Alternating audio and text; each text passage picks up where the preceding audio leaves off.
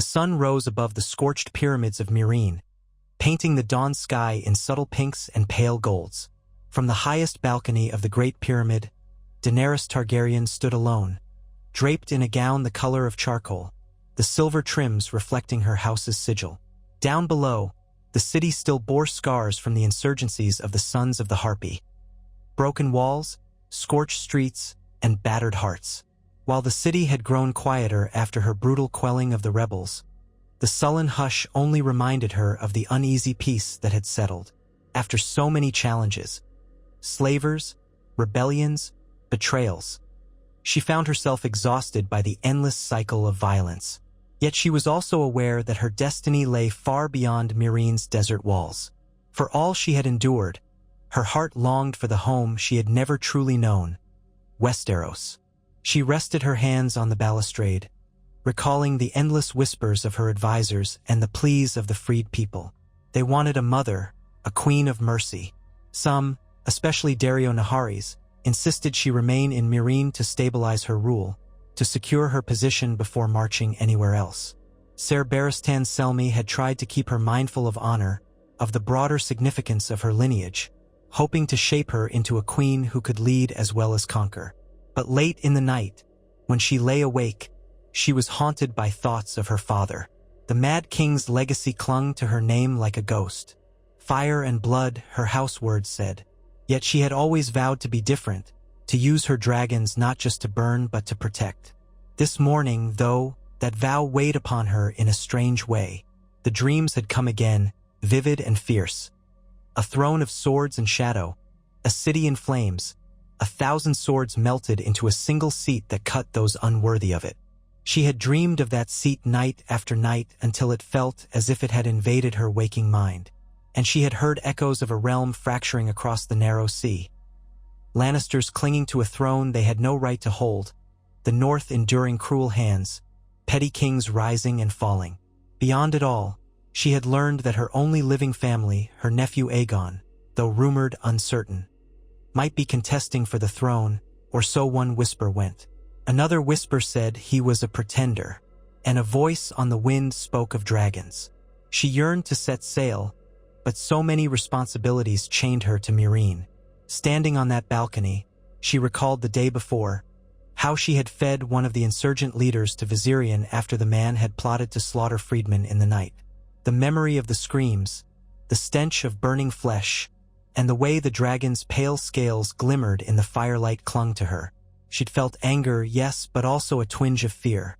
The power to end lives so swiftly frightened her, even as it gave her a grim satisfaction. That power was in her blood, in the dragons that shared her destiny. She wondered if she was losing herself or merely growing into the queen she was meant to be. Dario found her there, at the balcony's edge, the dawn behind her. His swagger, once so charming, now seemed weighed down by concern. He knelt, pressed his lips to the back of her hand, and offered a mischievous grin that did not reach his eyes. "I see the storms gathering in your mind, my queen," he said softly. "Where do they blow today?" She turned to him, letting out a silent breath. "They blow west," she said. "Home." He hesitated, likely wanting to protest. She had told him the night before that she intended to sail soon, no matter how precarious Meereen's situation remained. "The city is not ready," he said gently. "Neither are your armies. We can pacify more of the region, build alliances. You do not need to leave so soon." "I've lingered too long already," Daenerys said. "You know what the slavers say of me? They say I'm too weak to hold anything that large for long, that I'll tire and leave. But they don't know me. My mind is made up." She turned back to the city spread out before her. "Meereen belongs to the freedmen now. I've set them on a path. You will keep order. You will keep my peace," she said, her tone sharpening slightly. "Or you will burn." Dario held her gaze, the corners of his mouth twitching. She could sense his tension. He wanted her here, but she had decided. The messenger ships from Westeros had spoken of the 7 kingdoms in turmoil, of a weak and boy king named Tommen on the Iron Throne, overshadowed by the cunning of his mother, Cersei Lannister. The moment was ripe for conquest. The realm was fractured, with the north at odds, the riverlands in chaos, the Vale closed upon itself, and the Iron Islands fighting among themselves. The Lannisters had enemies encroaching from all sides, or so the rumors told.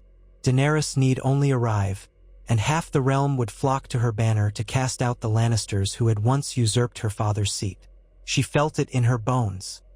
This was her time. Leaving Dario in charge had once been an idea she dismissed as reckless, but Ser Barristan had no desire to rule on her behalf, and the freedmen clung to her as a messiah. Dario's direct approach might keep the city stable, and if not, Meereen would have to fend for itself. Her ships were waiting. Her dragons were hungry. She was done waiting. That night, she summoned all the captains of the ships that had sworn to bear her to Westeros. She promised them gold and plunder. She promised them glory beyond their dreams. The Unsullied would form the backbone of her ground forces. The Dothraki Khalasar, newly sworn to her after she had burned the Khals in Vis Dothrak, would ride in her name. They were not many compared to the full might of Dothraki hordes, but enough to raid and strike fear. Her 3 dragons would do the rest. No one in Westeros had faced dragons in 100 years, and the stories alone would break the nerve of many a man. The sea journey was faster than she expected. Balmy winds carried them across the narrow sea, and though the going was tense, many of the Dothraki disliked ships. Excitement built among her forces with each league they crossed. On the deck of the largest vessel, she stood often at the prow, wind teasing her silver hair, wondering if she might see her birthplace for the first time. Instead of approaching Dragonstone, her father's old seat, she set her course for the Blackwater Bay. She had grown tired of caution. Caution had cost her too much time in Slaver's Bay. She would strike at the head of the beast, straight into King's Landing, and break the Lannisters' hold in one swift blow. When the watchmen aboard her ships sighted the Red Keep from afar, Daenerys felt her heart thunder. Curls of smoke rose from the many chimneys and windows of King's Landing, a sprawling mass of tiled roofs, towers, and winding streets. It looked smaller than she had imagined from the deck of a ship, less terrifying, but she sensed the power that radiated from it. She knew how many souls packed those streets. She thought of the Targaryen forebears who had once soared over the city, forging it into a capital for a new dynasty. Aegon the Conqueror had built the Red Keep. Her father had lost it. She intended to reclaim it. Swiftly, under cloak of darkness, her ships approached the mouth of the Blackwater. The city guards, complacent, spotted the black sails and the silver dragon banners too late. A few horns sounded, echoing over the water. The flames of warning beacons flickered along the city's walls. She heard the muffled shouts of alarm and the scurrying of defenders taking positions. She had prepared for this. She would give no quarter to the Lannisters who had destroyed her house. Drogon soared above her, an ominous black shape against the moonlit sky. Viserion and Rhaegal followed, smaller but still fearsome. The dragons glided effortlessly, as if sensing her rising adrenaline. Daenerys climbed atop Drogon's scaled back, the heat of his body radiating into her legs as she tightened them around his sides. Grey Worm and the Unsullied would land on the shore to the north and march for the gate, while the Dothraki would come from the south with archers ready. The plan was swift and savage. Break the city's main gates, sow confusion, capture the Red Keep, and hold it by dawn. Her heart pounded as she nudged Drogon into a dive. The black reptile plunged, a living midnight arrow streaking toward the outer battlements. Arrows hissed up from the city walls, but Drogon, with a roar that split the night, spewed a torrent of fire that lit the dark sky like sunrise. Stone cracked and men screamed. Daenerys felt a surge of exultation at the raw power unleashed. Here, at last, she was bringing fire and blood to those who had defiled her family's birthright. The Unsullied crashed against the gates, using massive rams and siege equipment. In her periphery, Daenerys could see the Dothraki horsemen galloping around the city's southern flank, bows singing, scimitars raised high. The city guards were unprepared, though she had heard rumors that King's Landing's defenders were more numerous than usual. Gold cloaks, city watch, some remnants of the Lannister armies, and loyal knights. But none had faced dragons before. Still, an uneasy tremor rattled her as she recalled the final madness of her father. "Burn them all," he had screamed, naming wildfire as the city's doom. She was not here to burn them all, only those who resisted her. Let them see the cost of standing against the rightful queen, she told herself. Let them see that House Targaryen had returned. Flames licked the outer gate and quickly spread to the surrounding streets. Screams rippled through the air, carrying terror up into the night. Daenerys tried to keep focus on the Red Keep, perched high on the eastern hill. She would end this quickly, take the seat, remove whoever sat on the throne in her place, and claim the realm's loyalty by right of conquest. Above the city, Regal and Viserion let out peals of shrieking thunder. The defenders wavered. King Tommen, so the spies had said, was still a child king, enthralled by his mother, Queen Regent Cersei Lannister. No true Baratheon but a bastard product of incest, some whispered. Daenerys felt no pity for him. The Lannisters had stolen her father's throne and hunted her all her life. She would not yield. As Drogon soared closer to the walls of the Red Keep, Daenerys glimpsed the torchlight dancing along parapets, archers ready to volley. She leaned low. "Dracarys," she commanded. Drogon unleashed a wash of fire that made the archers scatter in terror. The battlements erupted in bright pillars of flame. Out of the corner of her eye, she saw men flinging themselves off walls, clothes aflame, screaming into the night. Grey Worm led the Unsullied in disciplined columns through the broken gates. The city was theirs for the taking, though the streets were labyrinthine and pockets of resistance would form. Dothraki screams rang out from every corner, and over it all soared the roars of dragons. The smell of smoke and burning flesh rolled through the night, and Daenerys closed her eyes, pressing her face to Drogon's scales. She told herself that once the city surrendered, the fires would stop. She would show mercy then. But the city did not surrender quickly. Whether emboldened by the presence of their king or terrified of Lannister reprisals, some gold cloaks and royal knights fought fiercely. They cut down Unsullied on the narrower streets, loosed arrows into the swirling confusion of men and horses. In some districts, shops began to burn, entire rows of houses catching fire as the wind turned treacherous. Daenerys circled above, seeing the city ablaze in too many places. She felt her heart thud in alarm. This was not the swift victory she had planned. Fire spread with a will of its own, and the screams multiplied. Civilians clogged the alleys, trampling each other in an effort to flee. Some wept for mercy when they saw the Unsullied or the Dothraki. Many cursed the Targaryen banner. She realized in that moment that, to most of these people, she was not their rightful queen.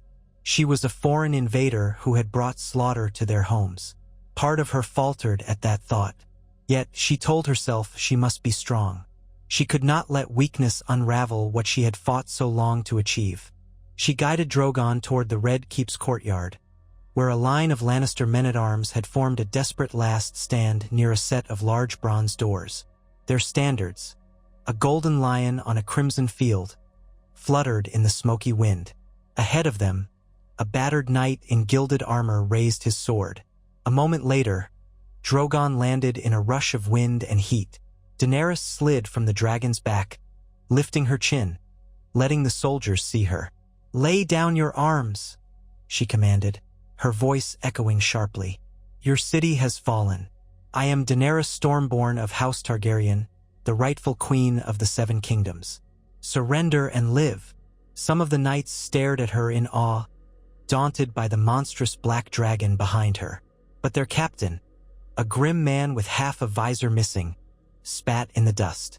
He was young, his face contorted with desperation.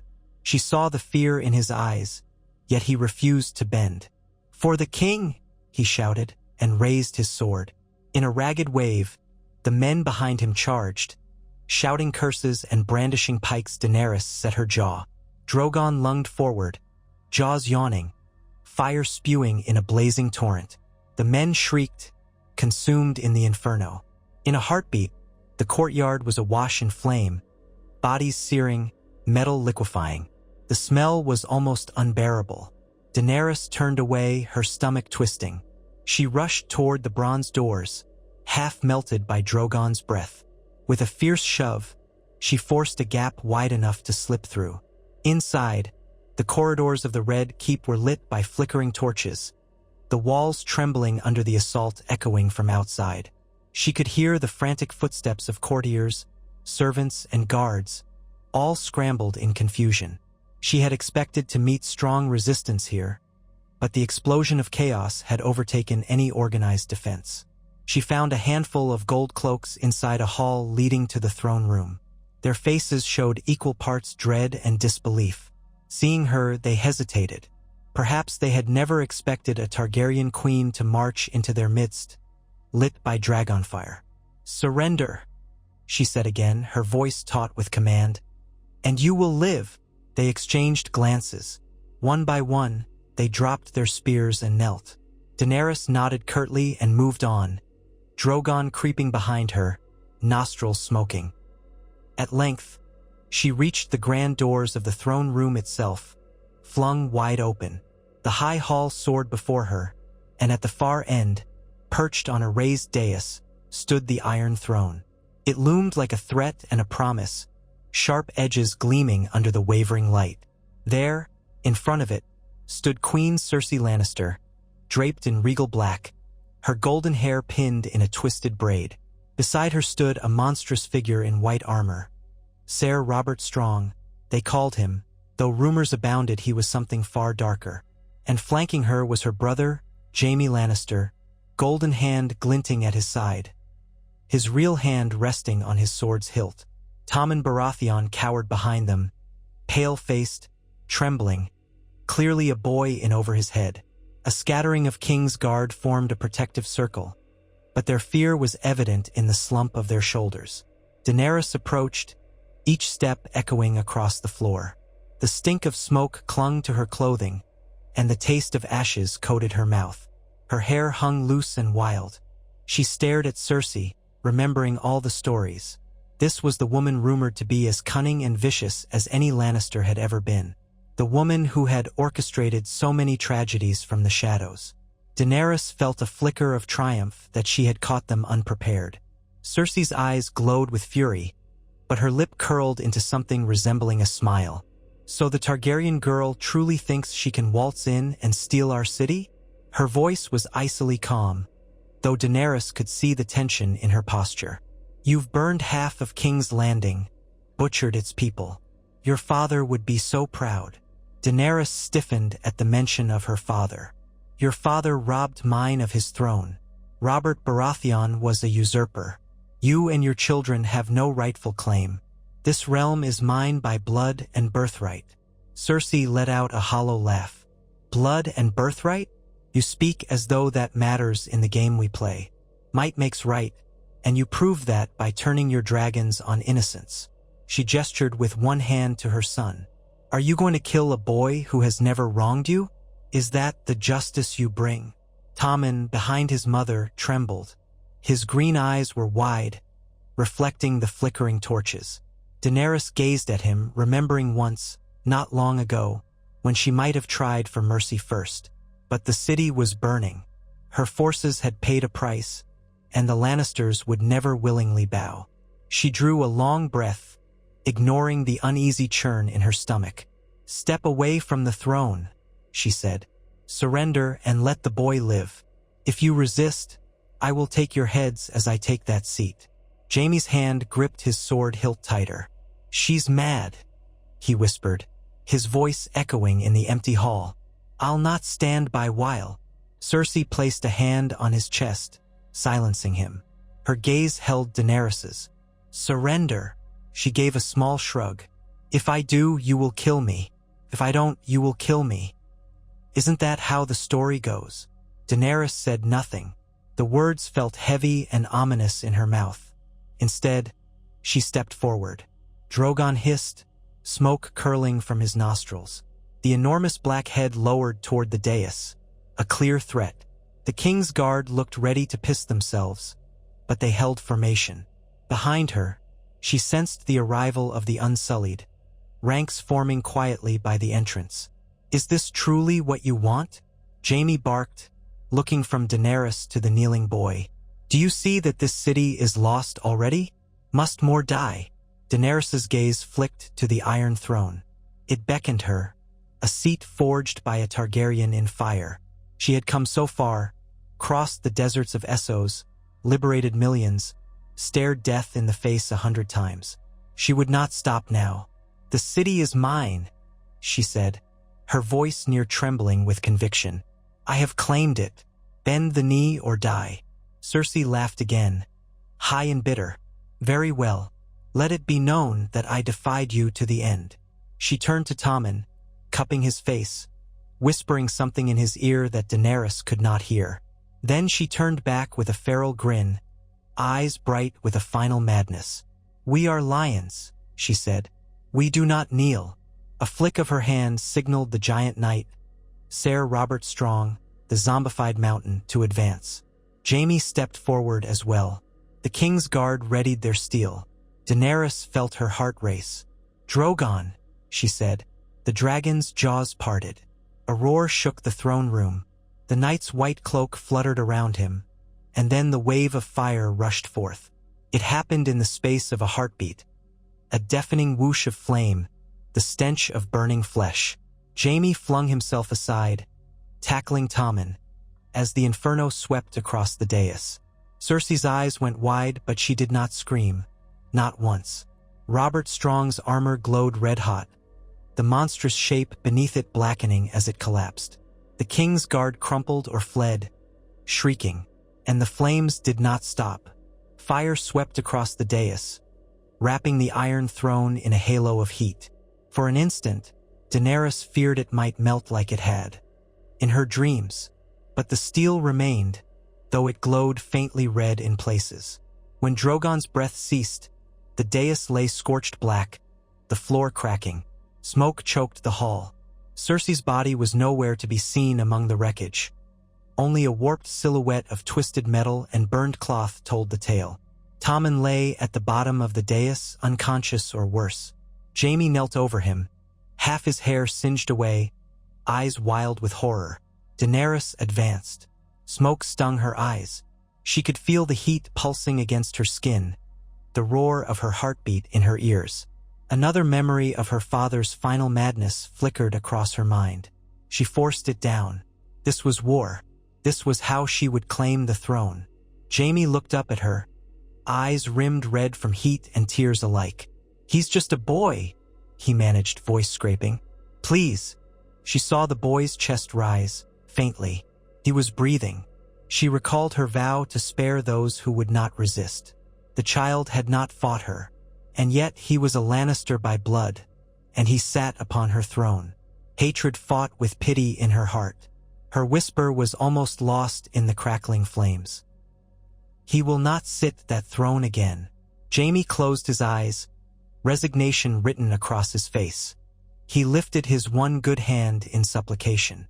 "Very well," he said, his voice low. "He will not contest you. For what it's worth, I surrender on his behalf." She nodded once. "You will take him away from here. If he rises against me, I will burn him. Do you understand?" Jaime's lips parted. 1,000 words might have lain behind his eyes, but he only said, "Yes, my queen." The words came out hollow. She turned from him to the Iron Throne. All her life she had imagined this moment, claiming her birthright, rectifying the wrongs done to her house. Now the seat was half encircled by blackened dais, swirling with smoke. She could see the metal glowing faintly in the gloom. She stepped forward, each footfall echoing in the hush that had fallen. The remains of the King's Guard had either fled or lay charred. The Unsullied parted to let her pass. Drogon's breath rumbled behind her. The steel was hot, so hot it might have burned another. She touched an arm of the throne gingerly, the metal scorching her palm. A jolt of pain flickered in her, but she pressed on, turning herself to sit. The metal edges cut lightly into her thighs, leaving faint red lines on her pale skin. She welcomed the sting, letting it ground her in this moment. Smoke drifted around her like a tattered veil. Daenerys Targaryen, first of her name, had taken the Iron Throne. She gazed out across the throne room. Grey Worm stood at attention, unsmiling, battered but alive. Dozens more Unsullied filed in, dragging trembling courtiers and guards who had survived the conflagration. At the far end of the hall, Jaime lifted Tommen in his arms, his expression unreadable, and slipped away. The child's fate remained uncertain, but that was a problem for another day. The day had been won. King's Landing had fallen in a single terrifying night. Across the city, the fires still raged. The sky brightened with dawn. She could smell the ash on the wind, a heavy, suffocating odor that eclipsed the usual sense of a waking metropolis. Her mind buzzed with the knowledge that she must bring order now or risk losing everything she had fought for. The city's people must know her strength. She had shown them that all too clearly. But would they ever love her? That was a question that hung in her mind like an executioner's sword. Hours later, Daenerys emerged from the keep to oversee the final subjugation. She found the city still smoldering, wounded. In the distance, shops lay blackened, while the narrow alleys near Flea Bottom had ignited like tinder. Civilians crowded the wide avenues, seeking refuge. Once, she saw a mother clutching 2 children, all 3 covered in soot. The mother gave Daenerys a look of pure terror and spat at her feet. Daenerys ignored it, pressing forward. She had a queen's duty to bring peace now, somehow. Her dragons circled overhead, occasionally diving onto pockets of resistance that had not yet laid down arms. The screams were endless. Daenerys felt a numbness creeping through her. She had gone to war. This was what war looked like. A memory flickered in her mind. Her brother Viserys had once whispered that the usurper's dogs had murdered her nephew Aegon by smashing his infant skull against a wall. That was war. That was how her family was treated. At least she spared the boy King Tommen. She told herself that was mercy enough. The city's noble houses, those still present in King's Landing, began filtering out to kneel before her. She had them gather in the Blackwater Bay courtyard, an open space near the massive gates of the Red Keep. Some clutched children, some reeked of fear. Many were burned or had lost loved ones in the chaos. Daenerys watched with a quiet intensity, Grey Worm by her side. One by one, the lords and ladies approached. They knelt. They swore fealty. She could taste their hatred masked by submission. She promised them that if they remained loyal, they would prosper. If they plotted against her, they would burn as others had. She tried to keep her voice even regal, but the ache in her gut only grew. Night fell again, the second night after the fall of King's Landing. The fires still glowed in places, though her people, her forced subjects now, worked tirelessly to douse them. The stench of death lingered over the city. Daenerys paced the halls of the Red Keep, still reacquainting herself with a place she had only known in stories. The Targaryen tapestries were long gone, replaced by golden lions and references to Baratheon stags. She found her father's old chambers, dusty and ransacked, the bed torn apart decades ago, but the faint ghost of memory clung to the place. She felt no nostalgia. She had never lived here. Ser Barristan Selmy arrived on the 3rd day, having finally come ashore with a contingent of the fleet that had been delayed. He walked in solemnly, eyes heavy with disappointment. He had once guarded the Mad King and had tried to protect Daenerys's brother Rhaegar. Now he witnessed the aftermath of another Targaryen conquest that had turned the city into an inferno. "My queen," he said softly, kneeling. His voice was lined with sorrow. "We have one." She nodded. "At a cost." Barristan rose, glancing around at the scorched hallways. "The small folk blame you. Whether fairly or not, they see only the dragon flame. It is wise to show them your mercy now, to lower taxes, to feed them, to rebuild. They must see a gentler queen, or they will never love you." She appreciated his counsel, though she detected an unspoken worry behind his words, that she might be walking the path of her father. She was determined not to let that happen. "I have commanded that the city be fed. I've opened the storehouses to the people. The crown's gold belongs to the realm now, not to my personal coffers. I will not punish the small folk for the crimes of their lords." Barristan inclined his head. "That is well, your grace. Still, the lords may conspire against you if they sense any weakness. And your rule, this early, stands on uncertain ground. She exhaled. Yes, this was the next battle, holding what she had taken. The city watch might be replaced with the Unsullied for now, but that would stoke resentment. Yet trust did not grow overnight. They would fear her for a long time.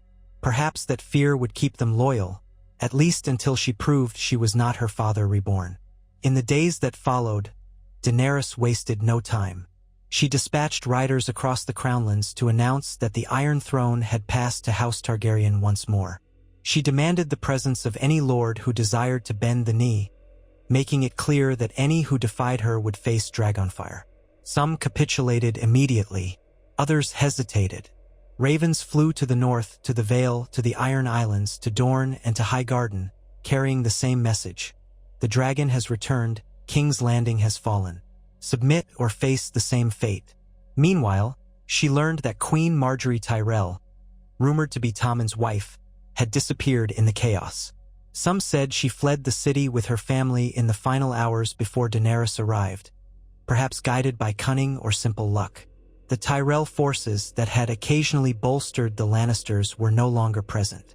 Daenerys did not know if Margaery would attempt to gather an army to challenge her. For now, she had no fear of a Tyrell rebellion. Highgarden might remain neutral until the dust settled. The strangest news came from the north. A new king in the north had been declared, Jon Snow, a supposed bastard of the late Eddard Stark. Rumors said he had reclaimed Winterfell from House Bolton. Daenerys wondered if he too would march south to claim the throne. Another pretender or a potential ally? She knew not, but for the moment the direct threat to her rule seemed minimal. The Lannisters had been scattered, their seat of power gutted. She rose before dawn each day, walking among the burned-out streets, making the presence of her rule felt. She disliked the looks of hatred she received, but she did not flinch from them. She believed that, in time, the people might come to see her not merely as the conqueror but as a guardian, a restorer of order. That was what she told herself. Yet there were sleepless nights when she found her hands shaking, remembering the screams of the dying, the child's face smudged with ash, or the mother who spat at her feet. She wondered if it might have been different had she been more patient, more diplomatic. But diplomacy had only prolonged the chaos in Meereen. And here in Westeros, with so many forces at play, perhaps a swift strike was the only way. Her greatest regret, unspoken but ever-present, was how easily the dragons had unleashed their fury. She had them chained in the dragon pit after the conquest, not wanting them to roam freely while the city was in such disarray. They roared at her in protest, but she held firm. Drogon, especially, was restless and angry. She spent hours each day visiting them, trying to soothe their fury, but she could not allow them to burn more of her new subjects. On the 6th day after the conquest, an unexpected visitor arrived at the gates. A small man with mismatched eyes, flanked by 3 sellswords. Daenerys almost did not grant him an audience, but curiosity won out. In the throne room, still reeking of charred stone, she received him, seated upon the Iron Throne with Grey Worm and Barristan by her side. He bowed extravagantly, a mocking grin upon his face. "Your Grace, allow me to introduce myself. I am Varys, once Master of Whisperers to the Iron Throne. I served the realm, or tried to. You've caused quite the stir." She assessed him silently. She had heard of the spider. This was the man who had once harbored knowledge of her existence. She suspected he might have saved her life once by warning Yora of assassination plots, though she was never certain. "You served the Lannisters," she said coldly. "Why come to me now?" Varys' smile did not falter. "Because, my queen, I serve the realm, and you now hold its seat of power, though it's a rather scorched seat, if I may say so." He glanced around, wrinkling his nose at the lingering odor of smoke. "You have done what was thought impossible. The city stands broken, but you, Daenerys Targaryen, might piece it back together." Barristan watched warily, one hand on his sword hilt. Daenerys leaned forward, ignoring the heat that still radiated from the molten edges of the throne. "The city is mine," she said, "but I have no illusions. The people do not love me. Many of the lords fear me. They question my rule. Why would I trust you?" Varys spread his hands. "You need not trust me entirely, my queen. Merely allow me to prove my worth. I have eyes and ears everywhere. I know the rumors swirling about you, that you are a foreign invader, that you are mad like your father, that you intend to burn them all. These tales need countering if you wish to hold the throne for long. I can help shape the stories told in the taverns and keeps alike. Show them the queen who feeds the hungry, who punishes only those who defy her, who leads with wisdom." Daenerys regarded him for a long moment. She remembered how the people of Meereen had grown to revere her after she freed them. But she had arrived in Westeros with only fire and death. She needed a voice to quell the fear. She glanced at Barristan, who inclined his head, silently acknowledging that it might be wise to accept help. "Very well," Daenerys said at last. "For now you may serve as my master of whisperers. If you betray me, I will feed you to Drogon." Varys gave her a solemn nod, though his eyes sparkled with cunning. "I shall do my utmost to avoid such an end, your grace. The realm needs stability, and I believe you can provide it." With Varys's help, Daenerys began to plant seeds of goodwill in the hearts of the people.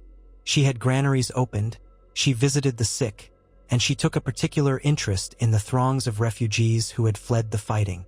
Still, the wounds of fire and blood were fresh.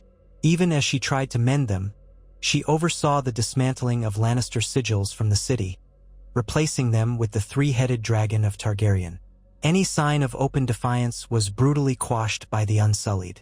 Fear was the mortar with which she built her new reign. The love of the people would be the bricks, but love was slower to cultivate. As days became weeks, envoys arrived from various corners of Westeros. Some openly bent the knee. Others offered tepid words of recognition. The Lords of the Reach had yet to declare themselves, waiting to see if Highgarden would side with Daenerys or attempt its own claim. The Vale seemed content to remain isolated, and the North, now under this King Jon Snow, was unresponsive, sending no emissaries. Daenerys received a single raven from Winterfell, stating only that the North had taken note of the usurper's city burning and would not be threatened. She clenched her jaw at that. Another war might be brewing. One afternoon, as she was holding court, a group of small folk were ushered in to request reparations for homes burned during the battle. The men and women knelt, trembling. A young boy stepped forward to speak for them, tears in his eyes. "My lady, my queen," he stammered. We had a small shop in Flea Bottom selling bread, but the fire took it all. My family has nowhere to go." Daenerys listened, forcing herself to maintain composure. The knowledge that her dragons and her war had rendered these people destitute gnawed at her. "You will have a new home," she said. "I will see to it that you receive what you need." The boy seemed unsure whether to trust her. She continued, "I understand your suffering, and I promise you the crown will work to rebuild. Show me loyalty, and I will reward it." Afterward, she felt drained, as though a mountain of guilt pressed upon her shoulders. She reminded herself that the Targaryens had a history of conquest, and they had also built a realm. The city had been built on blood in the first place. Aegon the Conqueror had forged it from the fires of war. Would her conquest be any different? Could she rule without fear overshadowing every act of mercy? Ser Barristan found her that evening in the courtyard, where she stood gazing across the blackened city. The setting sun bathed the skyline in a sickly orange glow, complementing the lingering haze of smoke. "My queen," he said, "I have served the royal line of House Targaryen for many years. I served your father, and for that I bear shame. I could not prevent his cruelties." He paused, eyes heavy with regret. "I tell you this so you might remember. You are not your father. You have shown both fire and mercy. Do not lose sight of the latter." She breathed in deeply, a pang of gratitude in her chest that he still believed in her. "I will not," she said, though in her heart she feared how delicate that balance could be. Soon after, the lords of the Westerlands sent an envoy, a cousin of the Lannisters, to treat with Daenerys. The man, Lord Damian Lannister, arrived in full regalia, bringing an entourage. He knelt before Daenerys, trembling slightly, and offered the fealty of Casterly Rock, provided she would spare what was left of his family from vengeance. "We have lost so many," he said, "and the debts of House Lannister run deep. Our coffers have been emptied by the war. But we will serve you, your grace, if you will show us clemency." Daenerys thought carefully. She knew the cunning of the Lannisters, how they might bide their time for revenge. But to punish them all would risk inflaming the entire Westerlands. "Send word," she said, "that your house will retain its lands and titles so long as it remains loyal. But if I receive even a whisper of treason, I will personally see to it that my dragons raise Casterly Rock to its foundations." Damian swallowed hard. "Yes, your grace, I understand." Tyrion Lannister was not mentioned at all, interestingly. Daenerys recalled hearing that he had fled King's Landing long before, accused of murdering his nephew King Joffrey. Had she waited in Essos, perhaps she would have met him. Instead, she had arrived here in the throes of war. She knew little of him, only that he was said to be clever. Perhaps he lurked somewhere, plotting, or perhaps he was dead. She had no time to dwell on that possibility. In a matter of weeks, Daenerys secured nominal loyalty from much of the Crownlands and the Westerlands. The Stormlands remained quiet, with no clear Baratheon heir to rally them. The Tyrells in the Reach were suspiciously silent, though rumors indicated Mace Tyrell might be on his deathbed. Dorne, too, had not declared for her yet, though historically they had little love for the Lannisters. She suspected they might be waiting to see how her rule unfolded. All the while, she found ruling King's Landing to be a more daunting task than she had expected. The city's day-to-day governance fell mostly on her council. Varys orchestrated the infiltration of local rumor mills, sowing stories of the new queen's generosity, how she had not burned the entire city, how she had spared the Boy King. Grey Worm oversaw the city watch, ensuring that any uprising was put down swiftly. Dario, left behind in Meereen, sent messages of continuing strife. She sometimes felt pangs of guilt that she had abandoned her freedmen there for this. But the greatest stress came from the knowledge that she had conquered too easily, too violently. She had crushed the Lannisters at their seat of power, but had she truly laid claim to the hearts of Westeros? She found it harder each day to ignore the hostility from the small folk, the fear in their eyes. It was not the triumphant homecoming she had once dreamed. About a month after her landing, the bells of the city tolled late one night. Daenerys was roused by an urgent rap on her door. Grey Worm's calm voice informed her that an armed band had slipped into the city and attacked several unsullied patrols near Flea Bottom. Dozens dead, men and women from both sides. The band carried banners of a stag and lion, as if Robert Baratheon and Tywin Lannister still reigned. But apparently they were led by a rogue knight calling himself the true hand of the king. Rage and worry mingled in Daenerys' chest. Another uprising already? She donned her black leathers, mounted Drogon in the courtyard.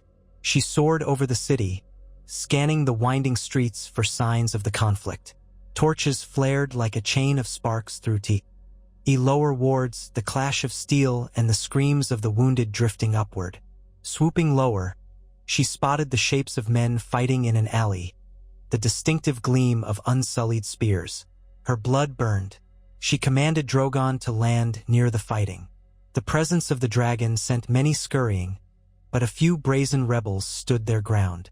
One man in battered plate armor brandished a sword at her, howling, "Back to the hell you came from, Targaryen!" Without hesitation, Daenerys urged Drogon forward. A burst of flame consumed the man and any who stood beside him. The battle ended swiftly, the survivors scattering into the night. Afterward, she saw the smoldering remains of homes along the alley, once more caught in the blaze of dragonfire. Unsullied bodies lay among them, but also dead children, charred beyond recognition. Daenerys fought the urge to retch. She dismounted and crumpled to her knees for a moment, her mind buzzing with horror. This was how a conqueror kept her throne, by incinerating rebels without discrimination. She had done this again. Grey Worm approached, battered and bleeding from a cut on his brow. "My queen, are you injured?" She shook her head, slowly rising. "I'm fine," she said, though her voice trembled. "Come, we must find the leaders of this band." They searched through the rubble, rounding up the few rebels who had survived. Most of them were small folk, men who once served under Lannister or Baratheon banners, now desperate for vengeance. One, a young man with a fresh brand on his arm, spat at her and hurled curses. Grey Worm drove a spear into his gut without hesitation. Daenerys turned away, swallowing her revulsion. This was war in another form, a war to hold the throne. In the days that followed, Daenerys decreed that no one bearing arms without her leave would be spared. The city was placed under stricter curfew. The Unsullied patrolled the streets in larger numbers, rounding up suspected conspirators. Fear wrapped King's Landing in a suffocating blanket, yet the conspiracies did not cease. She heard rumors of plots to poison the city's water supply, attempts to smuggle weapons, shadowy alliances forging in the still rubble-strewn corners of Flea Bottom. The city was hers, but it was a broken, seething nest of discontent. Sometimes, late at night, she wandered the corridors of the Red Keep, alone. She would find herself in front of a cracked mirror, noticing the hollows in her cheeks, the new hardness in her eyes. She had been meant to free the world from cruelty, from chains. Instead, she had bound King's Landing in chains of fear. She thought of her father again, of how madness had crept upon him. She remembered the vow she had made to be a different kind of ruler, and she wondered if it was even possible. A fortnight later, Daenerys held a great council with the lords who had bent the knee. Her intention was to establish a governance structure that would allow local authority while recognizing her sovereignty. Lord Daemon Lannister was in attendance, along with a handful of Crownlands lords, some minor storm lords, and a handful of river lords. The Tyrell seat was conspicuously empty, as was Dorne's. She urged them to unify under her rule, praising them for their loyalty and promising to restore prosperity once the realm was at peace. She ended the council by inviting them to feast in the Great Hall. But the Great Hall remained a cold, charred place. Banners of House Targaryen hung where lion and stag once fluttered, but the walls were still blackened. The lords mingled uneasily. By the time Daenerys rose to speak, the tension was palpable. "My lords," she said, addressing them from the dais. She did not sit upon the Iron Throne but stood before it. "You have seen what fate befalls my enemies. You have also seen that I reward those who serve faithfully. I wish to bring a new era of peace to Westeros, an era without tyranny." She paused, letting the irony weigh heavily in the air. "But we must work together. The realm is fractured. We must reach out to the Reach and Dorne, show them the advantage of joining us." Daemon Lannister stepped forward, his demeanor cautious. "Your Grace, if you will permit, the lords of the Westerlands would be more inclined to assist if we saw a clearer path to restitution. Many of our holdings were damaged under the previous war. If you ask us to help rebuild King's Landing, we must see a sign of your generosity." Daenerys inclined her head, summoning as much patience as she could. She knew the truth. The Westerlands were nearly bankrupt, and they sought coin from the crown. But if she refused them entirely, she risked pushing them into rebellion. "I will consider your request, Lord Daemon. In the meantime, I ask that you pledge soldiers to maintain order in the Crownlands, under Grey Worm's command. We must ensure King's Landing does not remain a breeding ground for rebellion." Another lord, from Crackclaw Point, coughed into his hand. "My queen, the common folk say. They believe that you do not care for their suffering, that your dragons only bring death. How shall we change their minds?" Daenerys sighed internally. "We show them the opposite. We feed them, we protect them, we bring justice. In time, their fear will subside, and respect will take root." He nodded nervously, and the discussion continued. By the end of the feast, Daenerys was certain that half the men in attendance were far from loyal, though they said the right words. She retired to her chambers feeling exhaustion settle like a lead weight in her bones. Conquest was simple compared to the complexity of ruling a land ravaged by war and suspicion. Still, she remembered Astapor, Yunkai, Meereen, cities that had once been locked in perpetual slavery, now freed under her reign. She had faced chaos there too, but she had eventually triumphed, leaving Dario to safeguard her reforms. She recalled the struggle, the conspiracies, the bloodshed. Perhaps King's Landing would be no different. She only had to persevere. One quiet morning, not long after that council, Daenerys found herself alone in the Red Keep's Godswood. Few in the city worshipped the old gods, and this place was a small courtyard with a single weirwood stump that had long since been cut down. It offered her a bit of seclusion. The crisp air carried the scent of autumn. She knelt by the stump, not to pray but to think, to let her mind wander. There, Barristan found her, moving quietly despite his white armor. He approached with respectful silence, then spoke in a low voice. "My queen, are you troubled?" She hesitated before replying. "All my life, I wanted this throne. I thought it would bring justice, that I could wipe away the stain of usurpers. I have my throne, but justice seems elusive. I see only more killing, more suffering, more fear." Barristan bowed his head. "Ruling is never so simple as we dream, and the Iron Throne was won by conquest. Perhaps, in time, you can heal the wounds opened here. Do not surrender to hopelessness. Your heart is kinder than your father's." She closed her eyes. "Sometimes I wonder if that is true. I have done terrible things since I arrived. I set half the city aflame, Barristan." He placed a gentle hand on her shoulder. "You are a dragon, Daenerys. Dragons are fire made flesh. But do not forget you are also human. Show them that you bleed for them, that you will fight for them as fiercely as you have fought against them. This realm is yours. Now make it a realm worth having." In the following weeks, Daenerys took those words to heart. She organized relief efforts for the burned districts, commanded her council to procure food from the surrounding farms, paying fair prices rather than simply requisitioning. She walked among the people with a small guard, offering words of condolence, hearing their pleas. The scowls persisted, but she also encountered gratitude from those who recognized any help was better than none. Slowly, the city began to recover. Merchants reopened their shops, street markets buzzed with cautious life, and the city watch overcame the worst of the rebel cells. Outside the city, though, trouble brewed.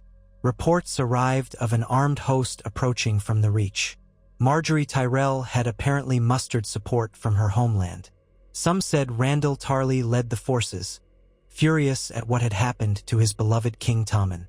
Daenerys prepared to meet them in battle if they came to dethrone her, but she also extended an offer of negotiation. She had learned a bitter lesson in Slaver's Bay. Better to parley before the dragons are unleashed.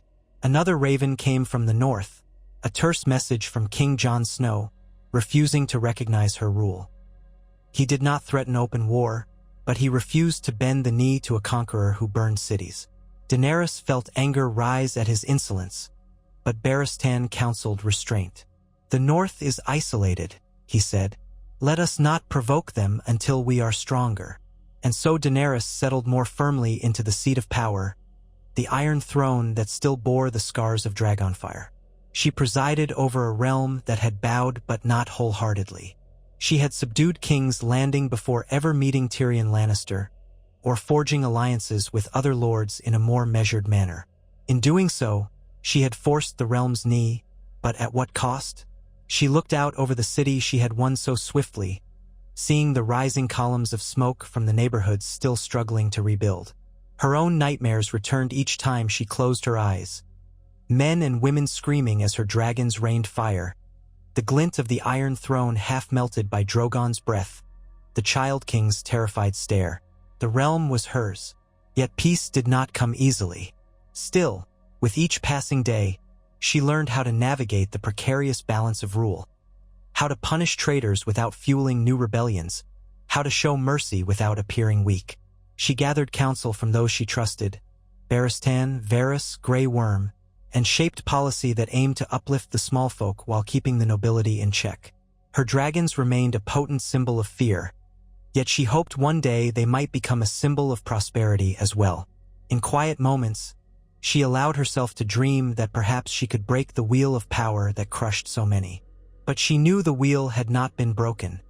She had simply taken hold of it by force. Her father's ghost lingered on the edges of her vision, a reminder of what unbridled power could become.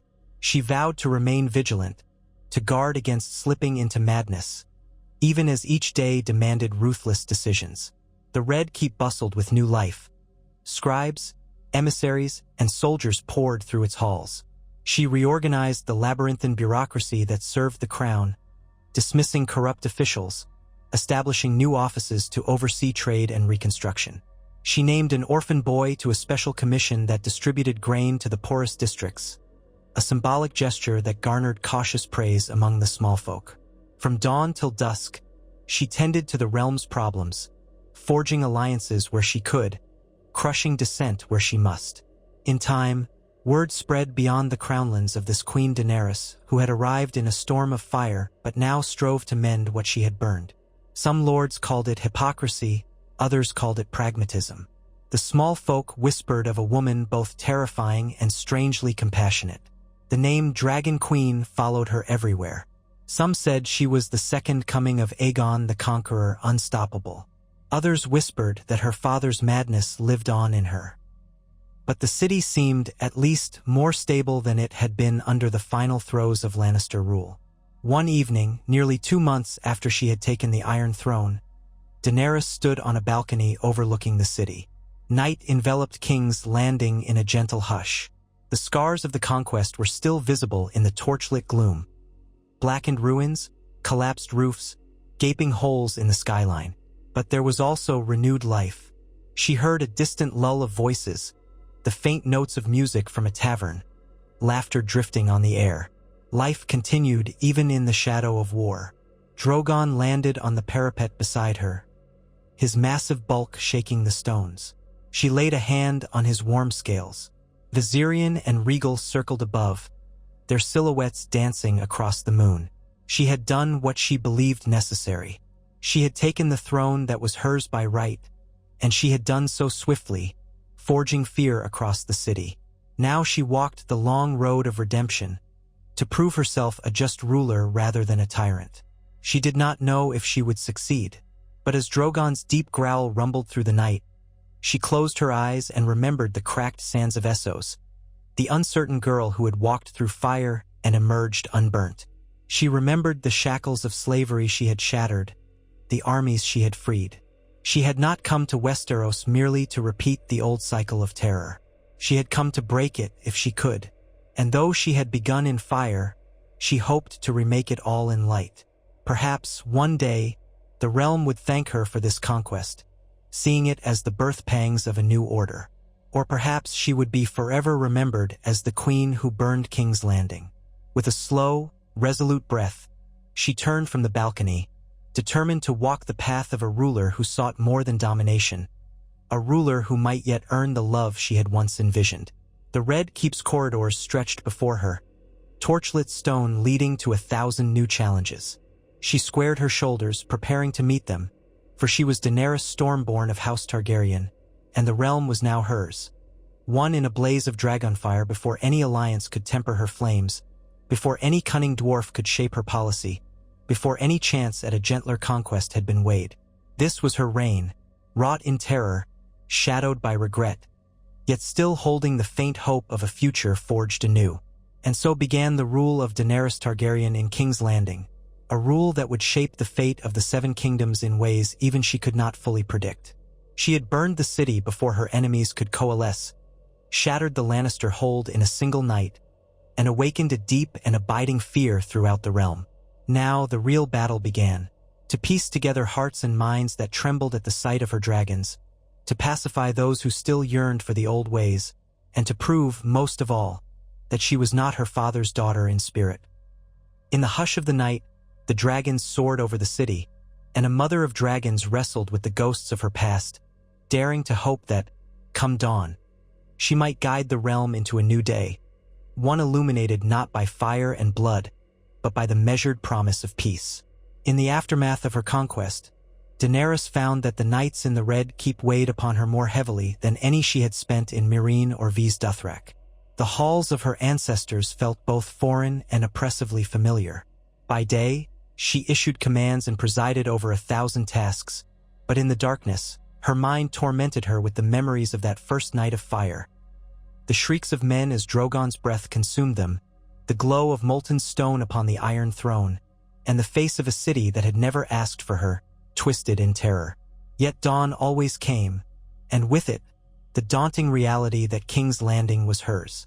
The Crownlands had bowed. The Westerlands had formally recognized her right after the fate of Cersei, though Daenerys doubted the sincerity of their fealty. The Stormlands were in disarray, lacking a central Baratheon figure to rally behind. To the north, a newly minted king refused to bend. And in the Reach, Marjorie Tyrell whispered of an alternative. Around her, the embers of war still glowed, needing only a breath of wind to burst into flame once more.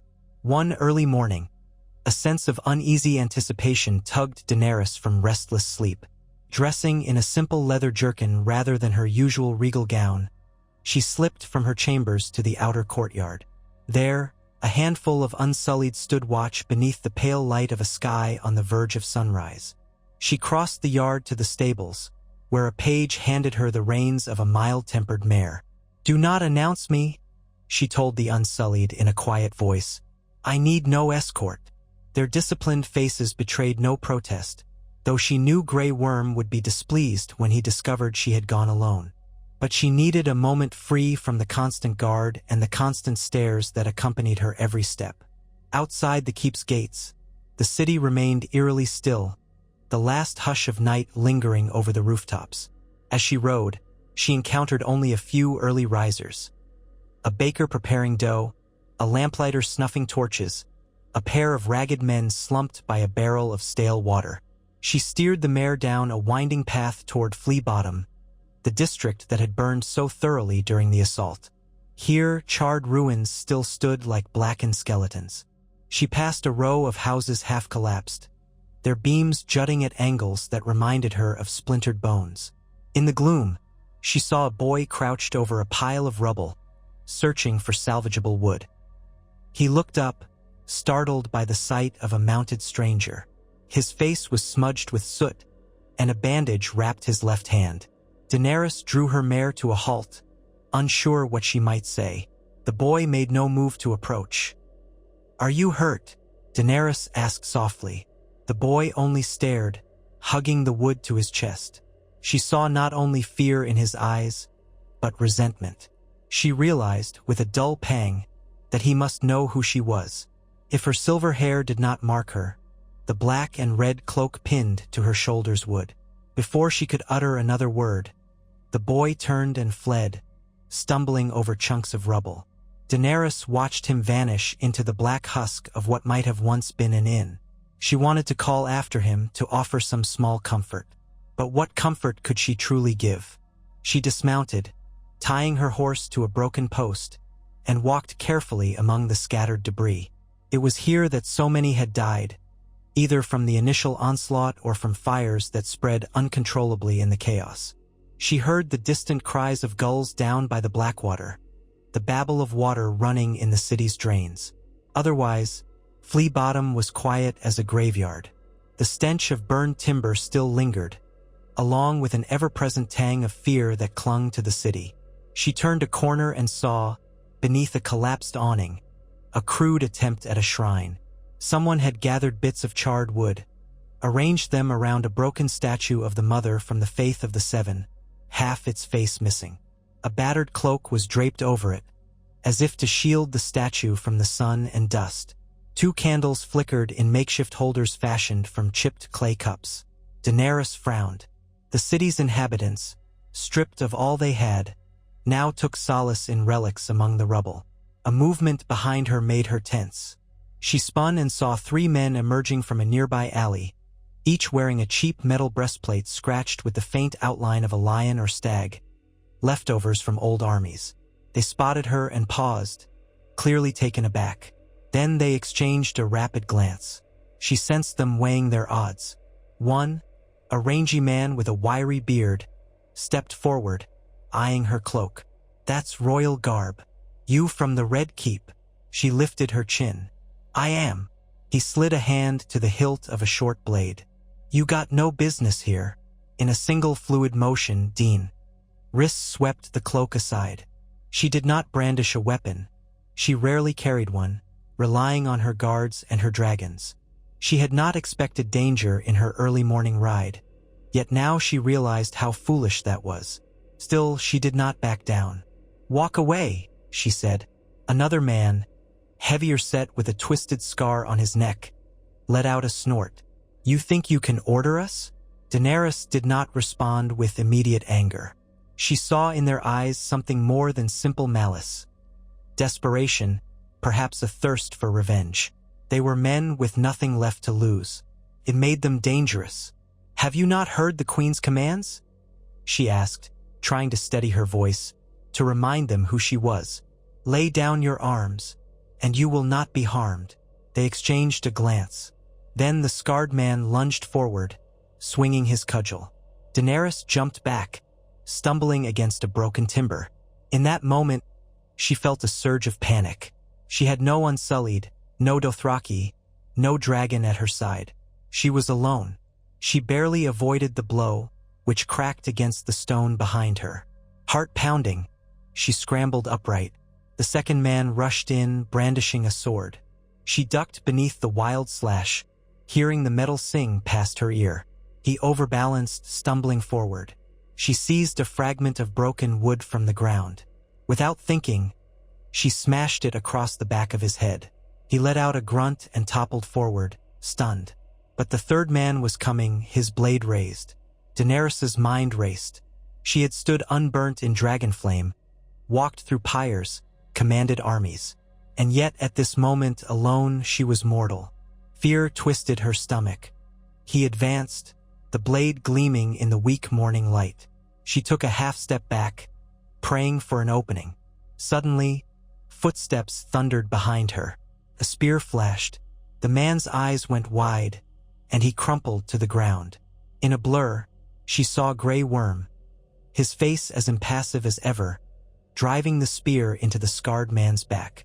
The soldier spun and collapsed, groaning. Two more Unsullied sprinted forward, seizing the third assailant as he tried to flee. They threw him down, pinned him, and pressed a blade to his throat. The man with the cudgel struggled, shouting curses that died under their combined weight. "My queen," Grey Worm said calmly, turning to Daenerys. "You are injured?" She pressed a hand to her side, finding only a bruise from her tumble. "No," she said, her voice catching. Her breathing was ragged. I'm fine." The stunned man she had struck with would lay face down in the dirt, moaning. Grey Worm's eyes flicked between them. "They attacked you?" She could hear the steel in his question, the readiness to kill them all. Daenerys steadied her voice. "They are rebels or outlaws. Find out who they are if they have a leader. Detain them, but do not kill them, not yet." Grey Worm nodded. He gestured to the Unsullied, who dragged the men away. Daenerys stared after them, her pulse still racing. She realized how close she had come to death or worse. In that moment, she felt not only fear but a grim new understanding. King's Landing was a city rife with anger. Many viewed her as no better than a foreign tyrant. They might bide their time, wait for a chance to spill her blood. "You should not come alone," Grey Worm said, his voice subdued. "Your life is precious." She swallowed, glancing around the blackened street. The shrine beneath the awning still flickered, unbothered by the violence. "I wanted to see how the city fared. Clearly, it does not fare well." The soldier was silent. She could read no judgment on his face, yet she felt the weight of her own decisions crushing her lungs. The night she had conquered King's Landing, she had believed a swift victory would spare the realm a longer war. But the cost was never so simple. She mounted her mare, and Grey Worm insisted on escorting her back. As they rode, the first rays of true sunrise touched the rooftops, unveiling the city's scars. Overhead, a raven circled. She thought of the many messages she had dispatched across the realm, forging alliances, or trying to, whilst waging a silent war against hidden enemies within the city walls. By the time they returned to the Red Keep, Daenerys had resolved to increase the city's defenses. If outlaws or rebels lurked in every alley, she would root them out. She could not rule effectively if she could not walk her own streets without fear of attack. Yet she vowed to tread carefully, mindful that every harsh measure might breed further hatred. In the throne room, she seated herself upon the Iron Throne, greeting the day's petitioners with her usual dignity. Lords seeking her favor brought petty squabbles. Merchants debated trade tariffs. A minor functionary asked permission to reopen the tourney grounds outside the city walls. All the while, Daenerys felt a taut edge in her posture, as if expecting a blade at her back. Late in the morning, Barristan Selmy arrived, a letter in hand. He bowed deeply. "Your Grace," he said in his measured tone. "News from the Reach. Lady Margaery Tyrell sends word. She requests a formal parley." A wave of relief and apprehension mingled in Daenerys's chest. She had heard rumors that Margaery had rallied a host of Tyrell bannermen upon leaving King's Landing. What does she want? "She wishes to discuss terms of loyalty," Barristan replied, glancing at the parchment. "Her letter states that the Tyrells are open to acknowledging your reign, provided certain concessions are made. Chief among them, she wishes to ensure the safety and comfort of King Tommen, her husband by law." Daenerys stiffened. The boy was still in the Red Keep, though no longer on the throne. Jaime Lannister had tried to keep him shielded from public view. Tommen's days were spent in a small set of rooms with a handful of servants. Quiet, sullen, and very much dethroned. "How strong is her host?" Barristan cleared his throat. "Word suggests she has some 10,000 men, though not all are battle-hardened. The Tyrell name, however, remains powerful. The Tarleys, Redwynes, and Hightowers are question marks. They might side with her if they sense an advantage." Daenerys tapped a finger on the throne's heated metal arm, glancing down at the letter. "We need the Reach. Its harvest is vital to feeding King's Landing, especially after the damage done. If she comes as an enemy, many more will suffer." She lifted her gaze to Barristan. "Very well. I will see her. Send a reply. She may approach with a small escort, no more than 100 men. We will negotiate terms of peace." As Barristan departed to prepare the ravens, Daenerys considered the complexities that might arise. Margaery Tyrell had been queen consort to Tommen. If she now recognized Daenerys, was that a veiled attempt to position Tommen and Margaery as rightful rulers under Targaryen oversight? Or might she be ambitious enough to press for a marriage alliance to Daenerys herself, or to some other puppet king? The game was endless. Over the next few days, the city braced for the Tyrell envoy. Unsullied tripled their patrols at the gates. Order was kept with an iron grip. Minor riots flared in Flea Bottom, quickly stamped out. The leadership of these disturbances was never entirely clear. Some cried out for a return of the Boy King, others for the Lion Queen, still others for no king at all. Daenerys found the endless rumors exhausting. She wished she had someone gifted in forging trust and alliances, a mind as sharp as a Valyrian blade. In Meereen, she had once relied on Missandei's counsel and Ser Barristan's wisdom, but Westeros played a deeper, more perilous game. At last, Margaery Tyrell arrived. She rode through the city gates in a litter adorned with golden roses, escorted by 50 knights in gleaming armor. Common folk lined the streets, many of them once enamored with the beautiful queen who had championed the poor. Now they gazed with a mixture of curiosity and resentment, unsure whether to cheer or hide their faces. Daenerys received her in the Great Hall, standing before the Iron Throne with Grey Worm to her right and Ser Barristan to her left. The hush was palpable as Margaery approached, her head held high. She was dressed in deep green silk embroidered with golden thread in the shape of vines and blossoms. Her thick brown hair was braided with small pearls. When she curtsied, it was a gesture both graceful and guarded. "Your Grace," Margaery said, her voice carefully polite. "Thank you for allowing me safe passage." Daenerys inclined her head. "Welcome to King's Landing. You have come to discuss terms." A fleeting glance passed over Marjorie's face, perhaps a flicker of memory of the last time she stood in this hall, on the dais alongside Tommen. "Indeed," she replied, "the Tyrells do not wish for further bloodshed. We would prefer peace, if it can be achieved." Her tone held an undercurrent of steel. Daenerys studied her, recalling that Marjorie had survived the Lannisters, the High Sparrow, and more. She was no simple courtier. "Speak then," Daenerys said. "What terms do you propose?" Marjorie lifted her gaze, large brown eyes unwavering. "We will swear fealty to you as the rightful queen of the Seven Kingdoms. We will uphold your rule in the Reach and assist in feeding this city. In return, you will ensure that no harm befalls my lord husband, Tommen, and that he not remain a prisoner. He is still a child, one who has known too much loss." Daenerys did not miss the subtle shift in the woman's voice. Tommen was the last living child of Cersei, an heir to the throne in the eyes of many. "He is not a prisoner," Daenerys said carefully. "He is kept here for his own protection. There are those who would use him against me or against you." Marjorie's lips curved ever so slightly, a polite courtesy. "I would see him free to leave King's Landing, if he desires, under my care.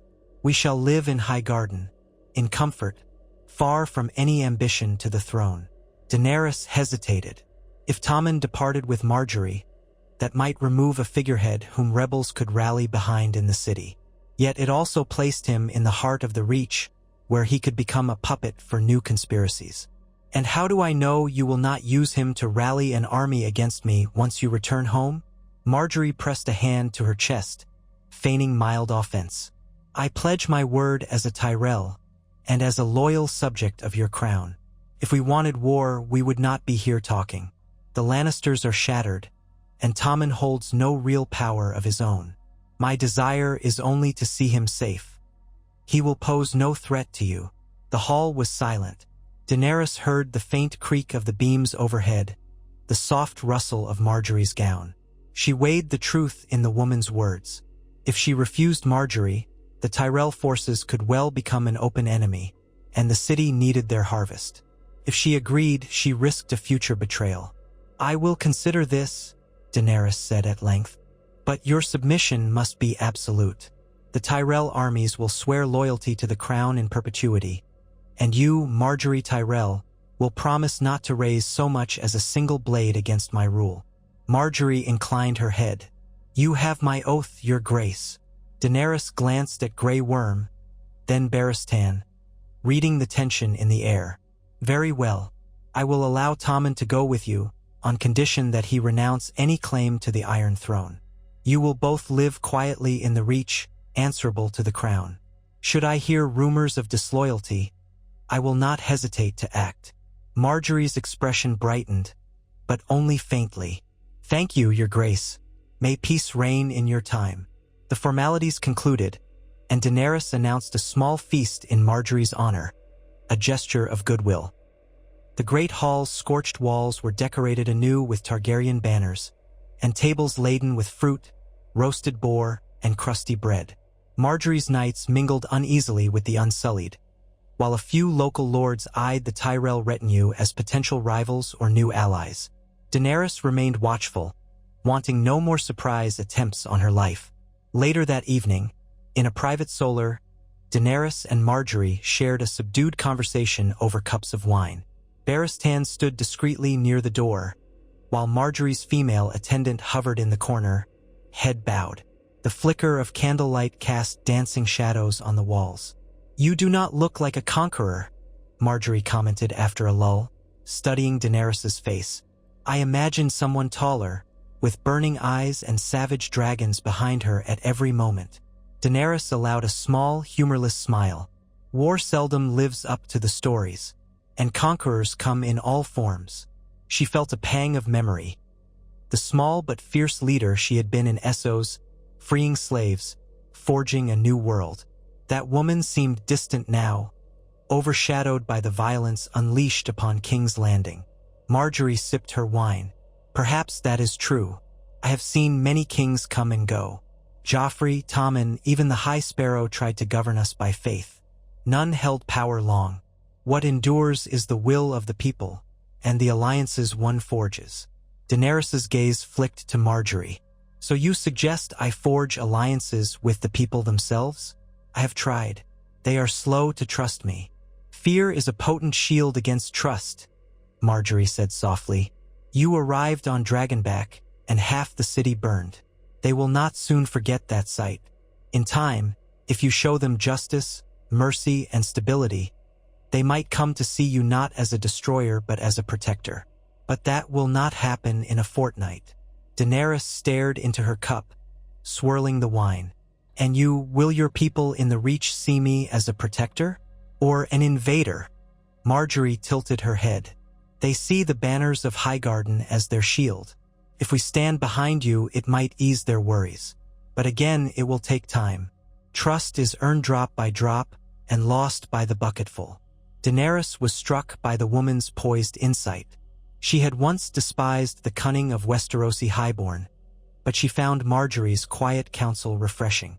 You and I want peace, Daenerys said, but there are others who will continue to wage these secret wars. The city is rife with rebels. The North has crowned its own king. The Iron Islands remain a wild card.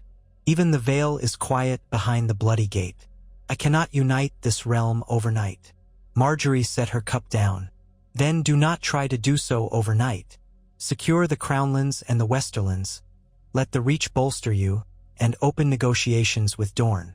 Once you have the entire southern half of Westeros, the North may decide it is in their best interest to come to the table rather than stand alone. Daenerys considered the plan. It was direct yet methodical, precisely what she needed. After a time, she nodded. Thank you, Lady Marjorie. The other woman smiled wryly. I hope, in time, you might call me simply Marjorie. They parted on amicable terms.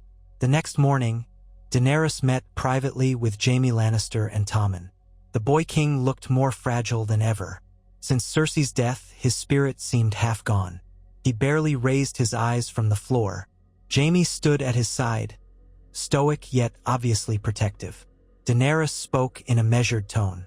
Tommen Baratheon, your wife has come to take you to the Reach, where you may live in peace. You must renounce your claim to the Iron Throne. Do you consent? Tommen gave a halting nod. His voice was little more than a whisper, as if the will to speak had almost left him. Yes, I never asked for the throne. Jaime's gaze flicked to Daenerys. In the lines of his face, she read resignation, guilt, and something like relief. He bowed slightly. He will keep his word. We only ask that you release him safely. Daenerys inclined her head. I will. You may accompany him if you wish, Ser Jaime. But if you depart, you will forfeit your place in the Kingsguard. She paused, recalling the technicalities. The Queen's Guard. Jaime's jaw tightened. He glanced at Tommen, then at the half-melted throne behind Daenerys. I will remain in King's Landing for now, he said finally. Someone has to see the city does not tear itself apart. There was a flicker of bitterness in his voice. And perhaps I can atone, in some small measure, for the deeds committed here. Daenerys gave a slow nod. She recognized the torment in him. He had once killed her father to save this city from wildfire. Yet decades later, it had burned in dragonflame. The cycles of violence weighed on them both. Very well. Tommen, you will travel with Marjorie. You will live in Highgarden, and so long as neither of you raise arms against me, you will remain unmolested. If you break your word, you know what will happen. Tommen nodded again, silent tears in his eyes. With that, the boy turned and departed, accompanied by an attendant who would see him to Marjorie. Jaime lingered. He rested his golden hand on the hilt of his sword, a gesture of habit more than threat. Your Grace, he said, Tommen is all that remains of my sister's children. Let no harm come to him. Daenerys met his gaze. That depends on him. And you. Jaime held her eyes for a moment longer, then pivoted on his heel and strode away. The echo of his footsteps hung in the corridor, reminding Daenerys how many ghosts still roamed these halls. Within a week, Marjorie departed the city with Tommen. escorted by her knights and a handful of Westerland soldiers who pledged to see them safely to the borders. Daenerys watched them ride out from a balcony, the Tyrell banners and golden roses drifting in the breeze. Tommen stared up once, eyes briefly meeting hers. Then he lowered his gaze. The gates swung shut behind them, sealing that chapter. A subtle but tangible shift followed. The sense of immediate threat from the Reach dissipated. Grain caravans began to arrive, albeit slowly, and the Red Keep's larders grew less meager. Meanwhile, the city's rebellious murmurs quieted somewhat, as if the people recognized there would be no easy alternative to Targaryen rule. She was the queen, and the illusions of a Baratheon restoration had departed with Tommen's departure. Yet the realm was far from united. Ravens brought word of tensions in the Riverlands, where remnants of Frey loyalists still clashed with outraged riverlords who refused to let go of old grudges. The Vale, under the leadership of Lord Robin Arryn and his regents, remained aloof behind their mountains. Dorne sent no reply to Daenerys' letters, though she suspected they had not forgiven the murder of Elia Martell and her children decades ago, a crime laid at the doorstep of House Lannister but with deep entanglements in Targaryen history. Most troubling of all was the North. The new king in the North, Jon Snow, had ignored or rebuffed her demands to bend the knee. Daenerys had gleaned from rumors that he was a bastard of Eddard Stark, a man of some repute for honor, who had been declared king by the Northern Lords after retaking Winterfell from the Boltons. She had once nurtured the idea of forging an alliance with the Starks, but if they refused her suzerainty, conflict seemed inevitable. Her advisors debated the matter in council sessions that stretched past dusk. Some, like Varys, who had cautiously reappeared after her conquest, urged diplomacy and patience, suggesting that the northern threat might be better approached with an emissary. Others, like Grey Worm, believed only decisive force would quash any illusions of independence. Barristan straddled a middle line, warning that an invasion of the north would be costly, given the harsh terrain and the loyalty of its people to the Stark name. One crisp afternoon, Daenerys stood by a window in the Red Keep Solar, scanning a newly arrived Raven scroll. It bore a seal she did not immediately recognize, a black field with a white direwolf. She broke the seal carefully. The letter was short. I, Jon Snow, King in the North, write to you in the hope that we might prevent further bloodshed. We have endured wars and horrors enough. Let us speak in good faith of what we each desire. The North has crowned me to protect our land, but I do not seek conflict without cause. If you truly wish to be a just ruler, you will hear what I have to say. Below the signature, a simple request. He asked for a meeting in White Harbor, the great port of the North, neutral ground for them both. Daenerys pondered it, rereading the words. They were not the haughty demands she might have expected from a self-proclaimed king. Instead, the letter conveyed a subdued earnestness that piqued her curiosity. She summoned Barristan, Varys, and Grey Worm to discuss this new development. Varys spoke first, with his usual subdued cunning. It may be a trap, my queen. White Harbor is in northern territory, and King Jon Snow might use it to capture or kill you. Grey Worm nodded. It is not safe. Let them come here. King's Landing is yours. Barristan, however, stroked his white beard thoughtfully. The North has little reason to attempt an assassination. They know your dragons would retaliate, and, from what I have heard of Jon Snow, he is a man of honor, more like his father than his mother. If he extends this invitation, it may be genuine. Daenerys looked at the words again, feeling a faint spark of something. Hope, perhaps, that not all who claimed crowns in Westeros were as deceitful as the stories suggested. He does not speak of kneeling, she said. Yet he does not threaten me. He wants to talk.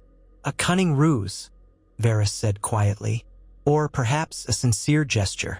The difficulty is knowing which. She turned her gaze out the window to the city beyond. Even now, she could smell the faint residue of smoke that clung to the air. Her conquest had been brutal, and it had left deep wounds. Perhaps a different approach could spare both sides more bloodshed. I will accept his invitation, she decided, surprising herself. But I will not go unguarded. I will bring my dragons and a contingent of Unsullied, enough to protect me without appearing as an invading force. Grey Worm inclined his head, though he clearly did not relish the idea of traveling so far from their center of power. Varys folded his hands, eyes narrowing slightly. Then we should prepare for departure. It is a long journey, and winter creeps ever closer. Indeed, the chill in the air had intensified, a subtle reminder that the seasons were changing. Daenerys wrote a response, indicating her acceptance of Jon Snow's invitation and her conditions for travel.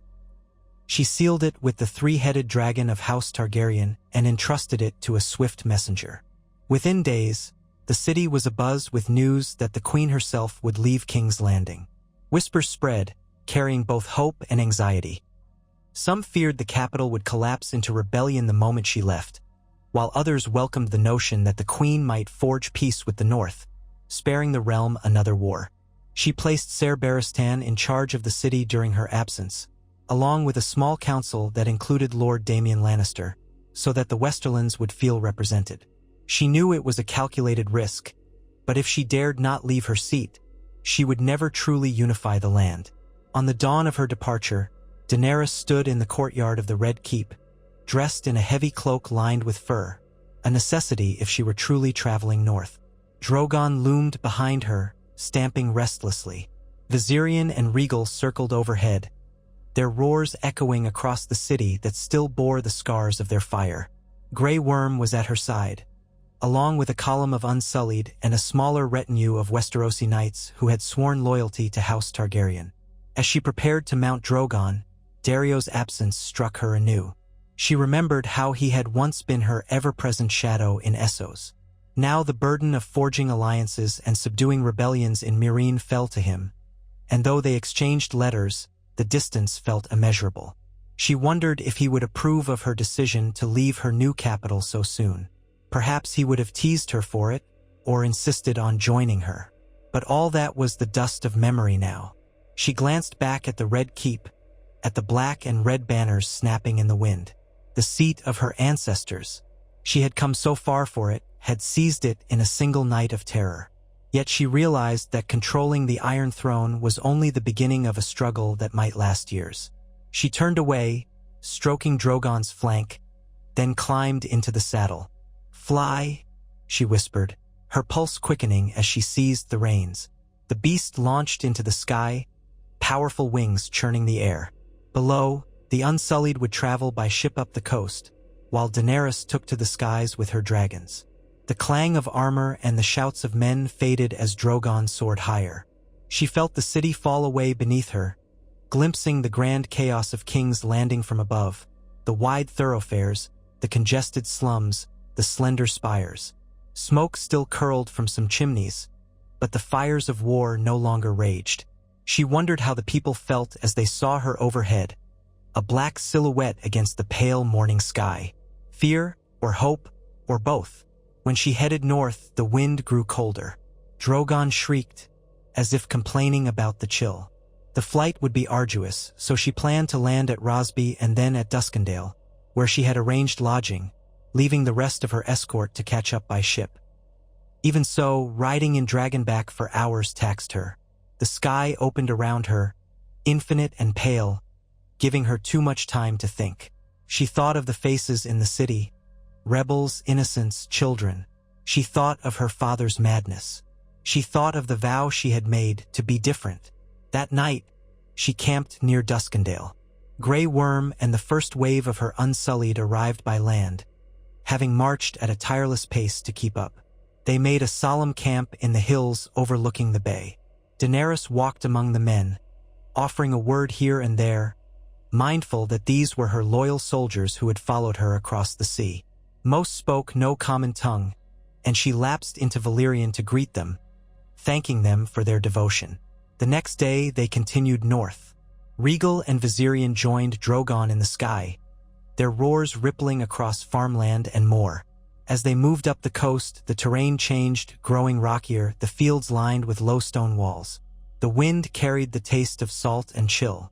Fishermen gawked from the decks of their small boats as 3 dragons soared past. Peasants watched from the edges of fields, shading their eyes, many kneeling in terror or wonder. At last, White Harbor came into view, marked by its high white walls and the Wolf's Den fortress perched at the harbor's edge. The city seemed smaller than King's Landing, but it was well fortified and possessed a thriving port. Manderley banners, showing a white merman on a blue-green field, fluttered from towers. Daenerys guided Drogon lower, scanning for the designated landing area outside the city, a broad swath of field near the shoreline where she had been invited to meet Jon Snow's party. She saw a large gathering of men and horses, bright in northern sigils. The flayed man of the Boltons, now crossed out or repainted with the dire wolf of the Starks, the white sunburst of House Karstark, the bear of House Mormont, the tall hearth of House Glover, and in the center, a single standard of direwolf on a field of gray, the Stark banner. Drogon's landing stirred a whirlwind of dust and a chorus of alarmed cries from the Northerners' horses. Daenerys felt her pulse pound as she unbuckled herself from the saddle and slid down, boots hitting the earth. A swirl of cold air raked at her cloak.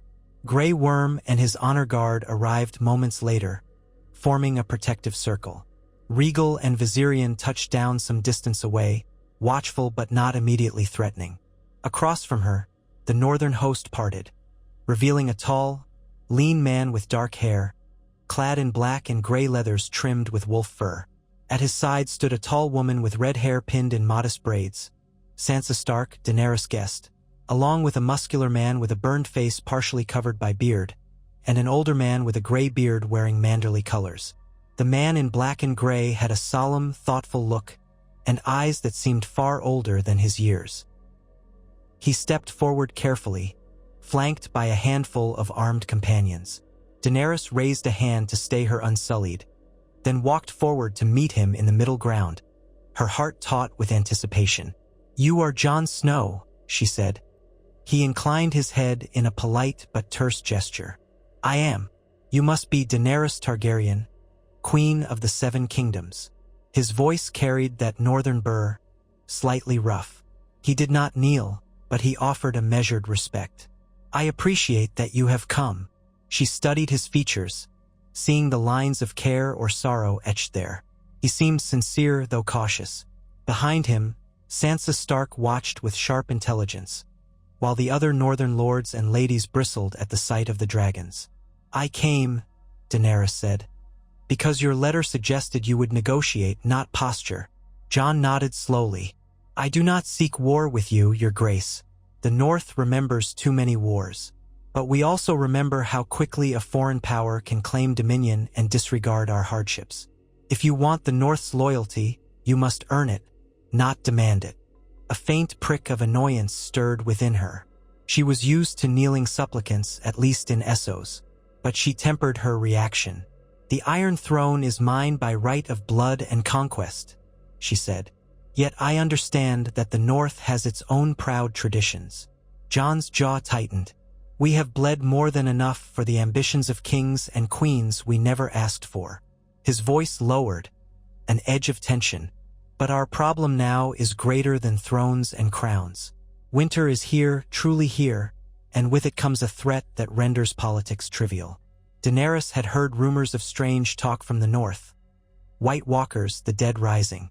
She had dismissed them as legends. Yet Jon's seriousness gave her pause. "What are you speaking of?" He glanced behind him at Sansa, who gave a subtle nod.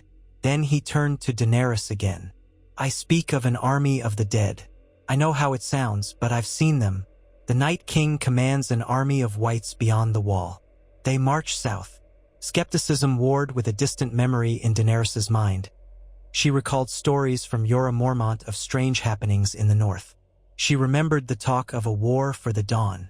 But after all she had seen in Essos, wonders and horrors both, she could not so easily dismiss the possibility.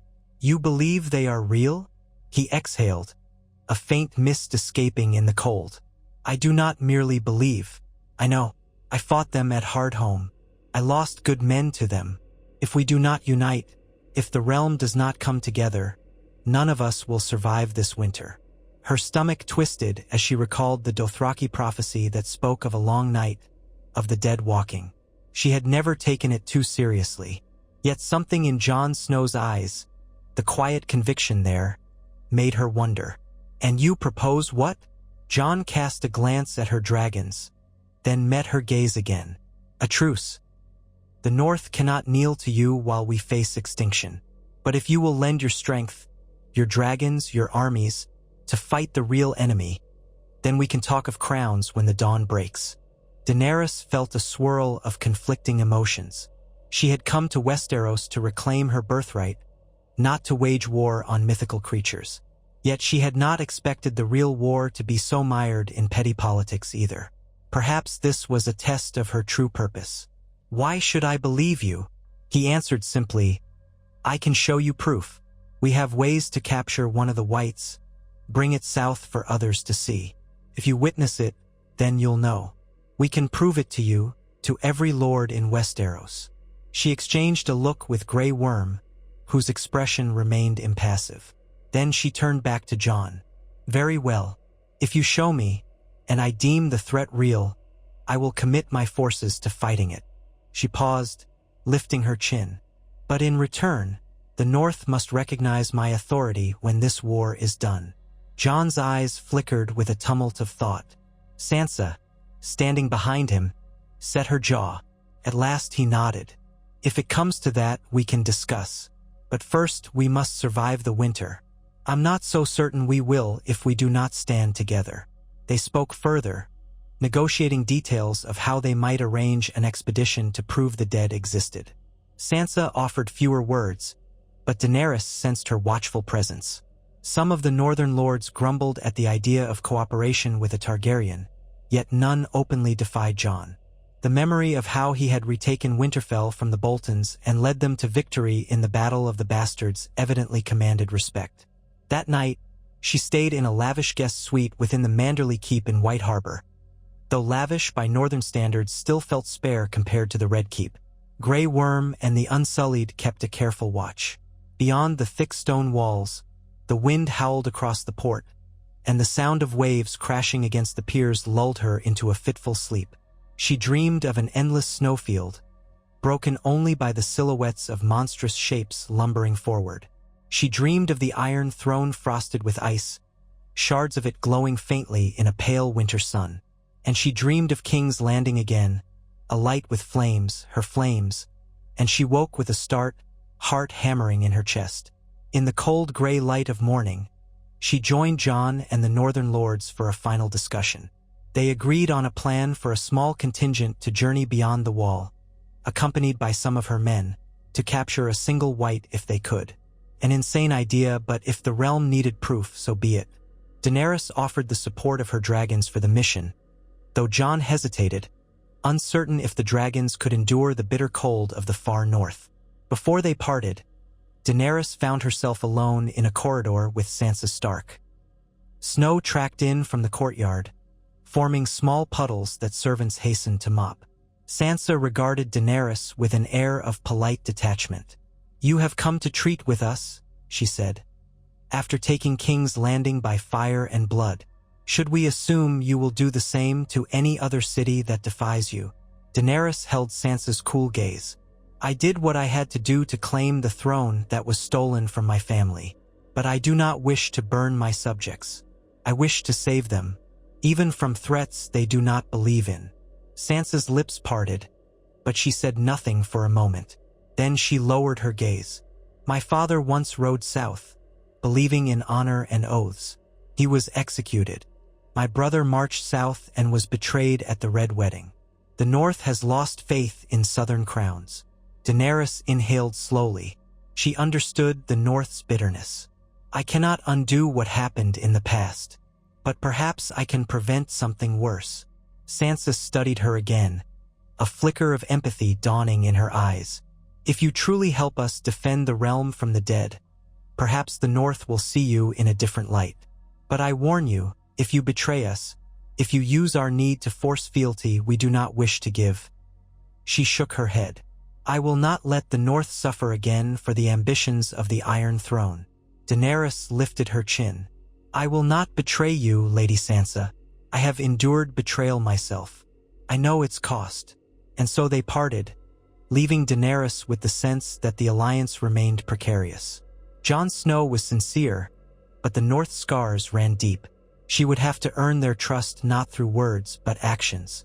She departed White Harbor the next day, heading south again with her dragons, while Jon and his companions planned their expedition to Eastwatch by the Sea, a fortress on the eastern stretch of the Wall, from which they would venture beyond to capture a White. The entire venture seemed madness, yet Daenerys felt compelled to see it through. If the threat was real, she could not stand idle.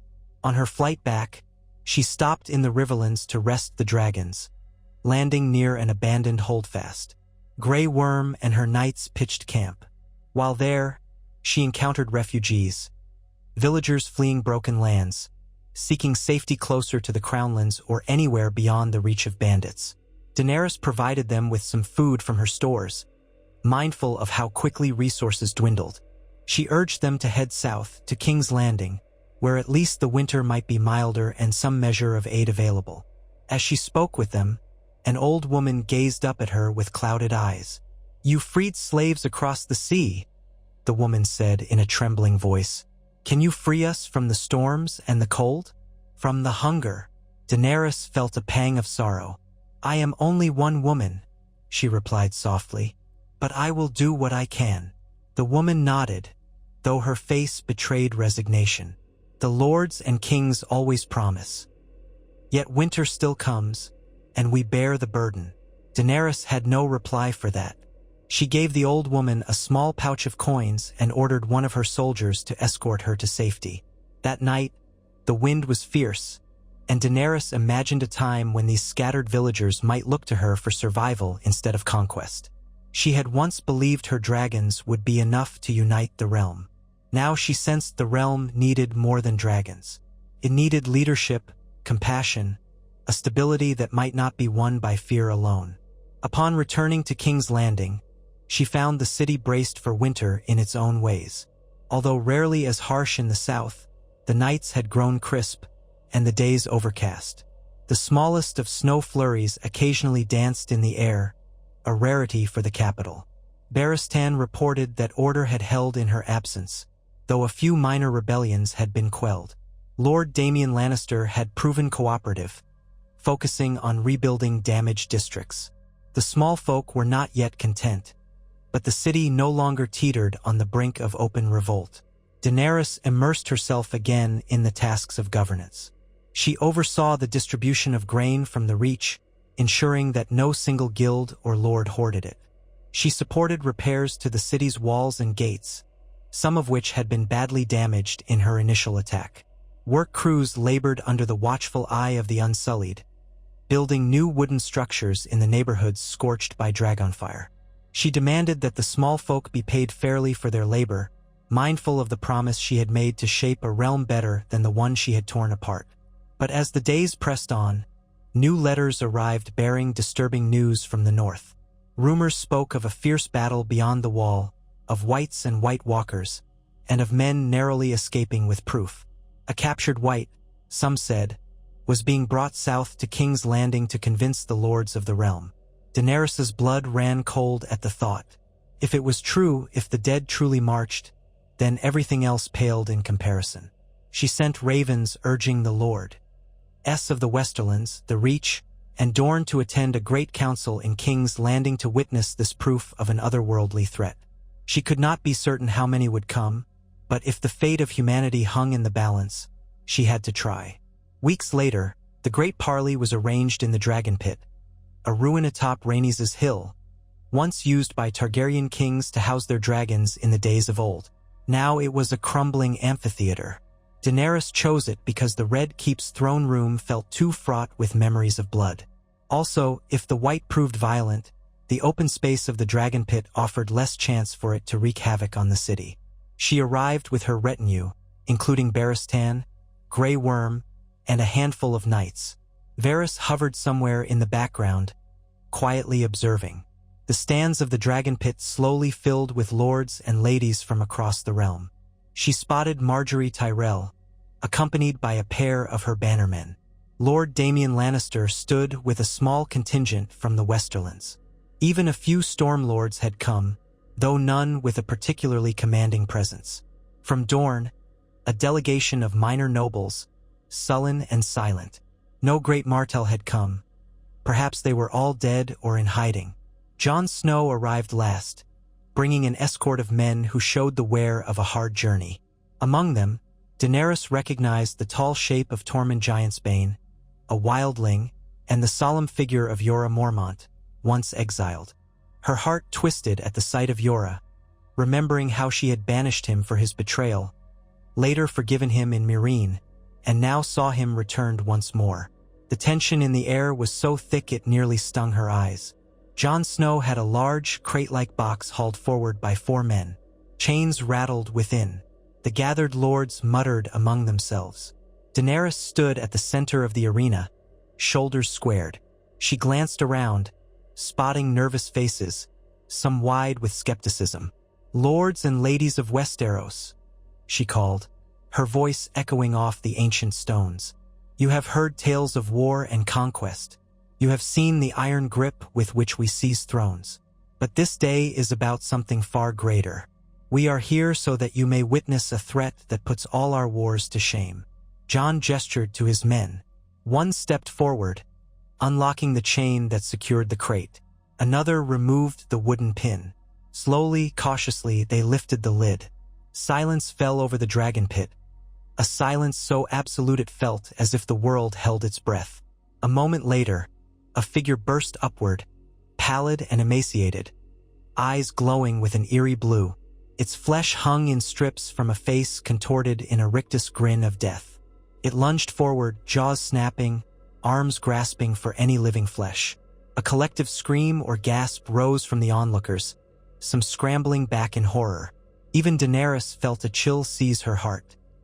She had seen men burned and cities destroyed, but never had she beheld something so plainly unnatural, so obviously beyond mortal ken. The white strained at the chain around its torso, hissing and snarling, a grotesque mockery of life. Jon stepped closer, holding a torch. "This is what we face," he said grimly. "Not a fairy tale, not a rumor. The dead stand between us and survival. The Night King commands an army of thousands of these monsters." Marjorie Tyrell turned white as a sheet, pressing a hand to her mouth. Lord Damian Lannister gaped, stumbling backward. Some among the Dornish cursed under their breath, while others muttered prayers. Barristan drew his sword, though it was more reflex than an intent to fight. Jon plunged the torch against the white's torso, and the creature wailed as flame licked its flesh. Parts of it crumbled, yet its limbs still twitched, continuing to scratch and claw even as the rest of it burned. Only when the flames consumed it entirely did it finally go still, leaving a charred husk that twitched no more. An oppressive hush followed. "This is real," Jon said, his voice echoing in the pit. "The White Walkers bring an endless winter. We cannot defeat them alone. Not the North, not the Crownlands, not any single kingdom. We must unite." Daenerys surveyed the stunned faces. She saw shock, terror, reluctant acceptance.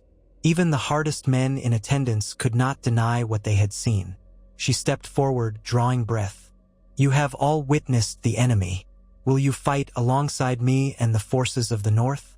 Or will you cling to old hatreds while the dead march on your lands?" A murmur rose among the gathered lords. Some shouted their agreement to unite, others demanded more time to consult with their houses. The discussions became chaotic. Daenerys let them speak, for she understood the magnitude of the revelation. In her heart, she felt a grim certainty. All her struggles for the throne had been overshadowed by a threat that cared nothing for crowns or lineages. The living must stand together or perish. Then a new voice cut through the clamor. "We will fight," Marjorie Tyrell said, stepping forward, her features still pale but her posture resolute. "Whatever ancient quarrels exist, we cannot turn from this. The Tyrells stand with the living." Lord Damian Lannister nodded slowly. "For the Westerlands, we shall join too. This is beyond any normal war." A Stormlord, a tall man with a patch over one eye, shouted his agreement as well. The Dorne envoys exchanged uneasy looks, some bowing their heads. "Dorne will consider this alliance," one said carefully. "We have not forgotten our old wounds, but this is something else." Daenerys looked to Jon Snow, meeting his eyes across the pit. For the first time, a shared understanding bound them, beyond talk of fealty or crowns. They both had witnessed what others could hardly imagine. They both bore the burden of leading entire kingdoms into a war no one had asked for. "We have no time to waste," Daenerys said, raising her voice. "Winter grows darker by the day, and the Night King will not wait for us to bicker over terms. Send riders, ravens, anything you must to rally your troops. Stockpile dragonglass if you can find it. The Targaryen dragons will fight with us, just as we ask every able force in the realm to stand. If we fail, all that we have, our houses, our crowns, our histories, will be dust." A solemn hush followed. Slowly, the lords and ladies inclined their heads. In that moment, Daenerys felt the weight of leadership more keenly than ever before. She had begun this campaign with a single goal: reclaiming the throne and avenging her family's downfall. She had burned King's Landing before the realm could stand against her. Now she stood on the precipice of a far greater danger, forging alliances not out of ambition but out of necessity. In the after-council, she watched as men who had once been enemies shook hands, as they whispered of forging new lines of supply and strategy. It was a fragile unity, built on fear. But fear could be a powerful force to bind people together against a common foe. Jon approached her, the tension on his face mingled with relief. "Thank you," he said. "If we stand any chance, it's because they listened." Daenerys nodded. "They listened because of you as well. You brought the proof." Her eyes drifted to the charred remains of the white, still smoldering. "I had no idea. It was real." "It is," Jon said quietly. "And worse awaits us. We have whites in numbers beyond counting, white walkers that command them, and the Night King who rides a dead dragon." She froze, a chill running through her. "A dead dragon?" His voice grew tight. "Viserion, I believe his name was." He looked away, as if pained to speak it. "Your dragon fell beyond the wall, and the Night King raised it." Daenerys went cold to her core. She stared at Jon, struggling to process the horror of it. Viserion, her child, now an undead abomination? She swallowed hard, feeling her throat constrict. "How?" Jon hesitated, then explained haltingly how they had ventured beyond the wall, how they had been surrounded, how Daenerys herself had come to save them in this timeline with her dragons. But not before the Night King's spear brought Viserion down. Only, in this story's branch, Daenerys had attacked King's Landing first and never formed that early alliance with Jon, so the details might differ. Yet the essence remained. The White Walkers had a dragon of their own. Daenerys closed her eyes. She could almost see Viserion's scales, once the color of pale gold, now twisted and dead, eyes burning with that unnatural blue flame. Her mind reeled. The dragons were her children, her destiny, and the idea of one of them turned against her was almost too much to bear. But the threat was real. She had begun to realize that everything she had done, burning King's Landing, subjugating the realm, paled next to the danger that marched south. If the dead had a dragon, the cost to defeat them could be unimaginable. Jon placed a hand gently on her arm, sympathy in his gaze. "I'm sorry," he said, "but now, more than ever, we need you and your dragons in this fight. The living have to stand together." She nodded slowly, drawing a shaky breath. "We will. We must." That night, she returned to the Red Keep, weighed down by a sense of grim purpose. The city that once consumed her every thought of conquest now felt almost trivial in light of the war to come. The same streets that had burned under Drogon's flame seemed small next to the cosmic threat of an endless night. Even so, she had to maintain her hold, for the realm would need the resources of the crown if they were to stand a chance. In her private chambers, she received Ser Barristan, who looked at her with quiet concern. "My queen, I saw the white. I never imagined such a thing could exist in my lifetime." Daenerys managed a wan smile. "We must adapt to unimaginable things, Ser Barristan. You served the realm under several kings. I need your counsel more than ever." He bowed. "You shall have it. Whatever we face it together." She dismissed him soon after and stood by the window, gazing out at the city lights. Once, she had believed the ultimate victory was taking the Iron Throne. She had done that swiftly at a terrible price. Now, she realized the throne was but one seat in a realm threatened by forces far beyond the Lannisters or Starks. Her dragons roost in the rebuilt dragon pit, restless and uneasy. She could sense their agitation. Perhaps they felt the distant presence of their fallen sibling, the unnatural pull of the White Walkers. She closed her eyes, remembering the day they hatched, the heat of the pyre on her skin, the euphoria of new life born from death. Now that bond might be tested in a war like no other.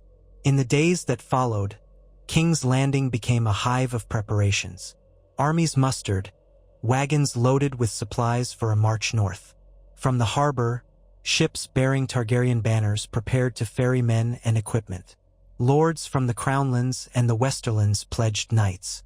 Marjorie Tyrell sent word that the Reach would send grain and forces under Randall Tarley. Even Dorne, cautious and bitter, promised a token force to assess the threat. Daenerys convened war councils, forging an alliance unprecedented in living memory. Targaryen, Stark, Tyrell, Lannister, Martell, and more, all under one uneasy banner. On a chilly morning, Daenerys oversaw the departure of the first wave. 1,000 knights, 1,000 foot soldiers, and a contingent of Unsullied. Grey Worm commanded them, heading up the King's Road toward the Trident. The final destination would be Winterfell, which Jon Snow and Sansa Stark had prepared as a staging ground. Daenerys planned to follow with her dragons once the bulk of her southern armies were in motion. Standing at the city gate, she watched the column march out, spears bristling, hooves clacking on cobblestones, banners fluttering in the cold wind. The small folk watched from windows and alleyways, some making signs of the Seven, others cowering in fear. Daenerys wondered if they truly grasped what was at stake. In all likelihood, many were too consumed with daily survival to care about the undead in far-off lands. Days turned into weeks. The roads north became choked with the largest movement of southern forces in decades. Letters arrived from Winterfell, describing the slow approach of winter storms. The dead were out there, somewhere north of the Wall, perhaps already gathering near the Lake of the Last Hearth. Each day Daenerys remained in King's Landing, she felt her restlessness grow. Finally, she could wait no longer. She mounted Drogon one bitter dawn, with Rhaegal and a group of knights riding behind on horses. Viserion was gone to the enemy, she reminded herself grimly. She soared north, passing over the marching columns to check on their progress, seeing the endless file of men below. Some cheered at the sight of her, others flinched. She pushed forward, driven by the urgency in her blood. When she reached Winterfell at last, the sky was overcast, and a thin layer of snow blanketed the fields around the castle. She guided Drogon to land outside the walls, mindful that the courtyard might not accommodate the beast's bulk. A wave of startled gasps arose from the guards. Then the gates opened, revealing Jon Snow, Sansa Stark, and a line of northern soldiers. The wind cut like a knife as Daenerys dismounted. Drogon let out a low growl, steam puffing from his nostrils. The watchers on the battlements stared in awe and unease. Jon stepped forward, wearing thick furs, the direwolf sigil emblazoned on his chest. "You've come," he said, eyes alight with a mix of relief and trepidation. Daenerys nodded, pulling her fur-lined cloak tighter. She stared past him at the ancient gray walls of Winterfell, the seat of House Stark. "I said I would." Sansa emerged next, offering a polite greeting that carried the air of tradition. "Winterfell welcomes you, your grace, and your dragons." Daenerys followed them into the courtyard, where the swirl of snow caught on the heavy cloak around her shoulders. The smell of pine mingled with the distant aroma of burning wood from the castle's great hearth. She took in the stark, rugged beauty of the place. Less grand than the Red Keep, but alive with history and the resilience of a people who had survived countless winters. In the great hall of Winterfell, 1,000 busy details rushed to meet her. Men unloading supplies, lords arriving from across the north, the bark of instructions from stable hands, the clang of blacksmiths working to reforge weapons with dragonglass shards. Everywhere she looked, she saw a realm bracing for an onslaught beyond mortal comprehension. She settled in a chamber near the top of the keep, a room that overlooked the courtyard and beyond it the white expanse of the north. The cold seeped through the stone walls, despite the hearthfire. From this vantage, she watched the arrival of her southern armies day by day. Columns of men trudging through the snow, wagons groaning under their loads, horses stamping and snorting steam. The old Godswood in Winterfell's Godswood was said to be a place of quiet reflection. But Daenerys had no time for reflection now. All her energy went toward preparing for war. Meetings were held in the Great Hall almost hourly. Lords from across Westeros clustered around a massive table, studying maps of the north. Jon Snow directed attention to the likely paths the dead would take once they passed the wall, if they had not done so already. Scouts had been sent, with or without the help of the Night's Watch, though none had returned with definitive news.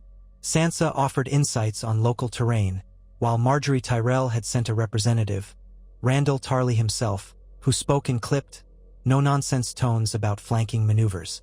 Lord Damian Lannister represented the Westerlands, overshadowed by more experienced knights, but still determined to play his part. And Daenerys presided over it all, with her dragons a constant reminder of the power she wielded. Drogon and Rhaegal roost outside the walls, though they often soared above the castle, stirring excitement and dread in equal measure. Some northerners whispered that the presence of dragons in Winterfell portended ill luck. Others believed it might be the realm's only salvation. As the final forces trickled in, the scouts' reports grew increasingly dire. Whispers came of Eastwatch by the sea overrun, the wall breached, entire villages gone silent. The cold deepened, an almost preternatural chill. At night, Daenerys sometimes thought she heard distant wails on the wind, though it might have been her imagination. She heard talk of the long night that legends said it could last a generation. At last, the day came when the horns sounded from Winterfell's ramparts. Not a single horn for arrivals, nor two for wildlings, but three. 3 blasts, the dreaded call for White Walkers. Daenerys rushed to the walls with Jon, Sansa, and every able-bodied warrior. The horizon to the north was a shifting gray, almost lost in the swirl of snow. But as Daenerys strained her eyes, she saw movement, thousands of shapes in the white gloom, an army advancing with relentless precision. A hush fell among the defenders. She felt the fear radiate from men who had stood valiantly in a dozen battles, now trembling before the unknown. Jon Snow drew a breath, steeling himself. "They're here," he said, voice quiet, yet it carried a weight that seemed to press upon every heart. Daenerys glanced at him, then at Sansa, who stood firm despite her pale face, and at the men who clutched spears and swords lined with dragonglass. She had once thought King's Landing the greatest battle she would ever wage, the apex of her conquest. But now she knew that had been but a prologue, a savage, necessary step in claiming the throne, yet also a prelude to a war that demanded everything she had. She closed her eyes for a heartbeat, recalling the city she had burned, the throne she had taken, and the boy king she had overthrown. The alliances forged in fear, the price paid in blood. None of it would matter if the dead triumphed. With a burning resolve in her chest, she turned away from the walls, summoning Grey Worm and calling for Drogon and Rhaegal. "Form the lines," Jon bellowed to the men. "Archers, prepare. Cavalry, stand by to flank. Light the trenches." Chaos erupted as men scrambled to their positions. Horns brayed, and signal fires ignited along the battlements. Daenerys and Jon exchanged a final look, a moment of understanding, respect, and perhaps a flicker of something deeper. Then she mounted Drogon, the dragon's roar blasting a gust of hot breath across the battlements. Soldiers ducked, holding onto their helmets. With a colossal leap, Drogon took to the sky, carrying Daenerys into a swirling storm of snow and ice. Below, she glimpsed the dark mass of whites spreading like ink across a page, bristling with the pale glare of White Walkers astride dead horses. She felt the blood thunder in her veins, remembering all the battles she had fought, all the fires she had unleashed. This time, She did not battle men for power. She fought for the living against the dead. Rhaegal joined Drogon in the air, their roars mingling. Daenerys looked down, scanning the gloom for any sign of a monstrous undead dragon under the Night King's command. Perhaps Viserion was out there, a perversion of life made death. The thought tore at her heart. With a grim shout, Daenerys urged Drogon forward, diving at the oncoming horde. Fire erupted from Drogon's jaws, an inferno that lit the frozen air. The front ranks of whites were swept away, shriveling to ash and cindy. But more poured in behind them, an inexorable tide. Below, she saw catapults fling pots of flaming pitch, and archers loosing arrows tipped with dragonglass. The ground battle surged into a wild cacophony of shrieks and clashing steel. The living fought in a desperate stand, men from every corner of Westeros. Northerners in heavy furs, Tyrell knights with golden roses upon their shields, Lannister bannermen in battered plate, unsullied standing in disciplined rows with their spears. Even a handful of Dornish spearmen who had braved the snows. They had all come to face an enemy that defied reason. In the thick of it, Daenerys spied Jon Snow on horseback, leading a flanking maneuver with northern cavalry. She directed Drogon to strafe the lines of the dead again, unleashing torrents of flame that carved furrows in the mass of whites. The stench of burning flesh rose, but her stomach no longer turned at such smells. She had become inured to the horrors of war long ago. Still, even as she set hundreds of whites aflame, the swarm advanced relentlessly. Figures in icy armor on dead horses orchestrated the assault, their blue eyes piercing the storm. Daenerys recognized the White Walkers from descriptions. She breathed a silent vow not to let them pass. Then, in a sudden hush of the storm, she heard an unholy screech. A shape appeared in the distance, pale and ragged wings beating the air. Its roar was like ice snapping under enormous strain, and it loomed out of the swirling snow. Viserion, the undead dragon, the Night King perched upon its back. Sickly blue fire erupted from its jaws, a crystalline blaze that devoured rather than warmed. Daenerys' heart lurched at the sight of her fallen child, twisted into a weapon of the enemy. She felt Drogon tremble beneath her, as if recognizing his lost brother in that monstrous form. Rhaegal roared nearby, uncertain. Daenerys steeled her courage. "We fight!" she whispered, tears burning at the corners of her eyes. Dracarys! Drogon charged, releasing a gush of orange flame that met Viserion's icy breath in midair. The collision thundered through the sky, sparks and shards of frost exploding outward. Daenerys gripped the saddle as the impact buffeted them, nearly throwing her off. She urged Drogon to circle, looking for an opening. Rhaegal joined the fray, snapping at Viserion's flank, but the undead dragon twisted with unnatural grace, its eyes a vacant blue glow. Below, the battle raged, the lines of whites crashing against the living in a brutal melee. Swords of dragonglass shattered on bone. Men fell in screams, only to rise again as part of the Night King's legion if not burned in time. Everywhere was chaos and blood. Drogon and Rhaegal tried to hem in Viserion, blasting columns of flame. The undead dragon shrieked, arcs of icy fire lancing back, scorching a line across Rhaegal's wing. Daenerys bit down on her lip so hard she tasted blood. She remembered hatching these dragons, feeding them, watching them grow. Now they fought each other. With a surge of desperate will, Daenerys urged Drogon upward. They soared above the storm clouds for a heartbeat, the moonlight glinting. Then they dove, plunging toward Viserion and the Night King. Drogon unleashed a furious blast of flame at close range, enveloping the undead dragon's hindquarters. For a moment, Daenerys hoped that was enough. Viserion's flesh blackened and cracked. But the Night King raised a spear of ice, hurling it in a blur of motion. Drogon banked hard. The spear grazed his flank, and Daenerys felt the shock of impact rattle her. A roar of pain tore from Drogon's throat, but he did not fall. Blood rained from the wound, scattering across the sky. Daenerys clung to the saddle, breath racing. If the Night King struck a direct hit, Drogon would plummet from the sky just as Viserion once had. She guided Drogon into a climb, while Rhaegal raked at Viserion from behind, claws tearing into undead scales. The monstrous dragon howled, lashing its tail. The Night King turned with cold fury, readying another spear. Below, Daenerys glimpsed a furious clash. Jon Snow was locked in combat with a White Walker, their blades ringing.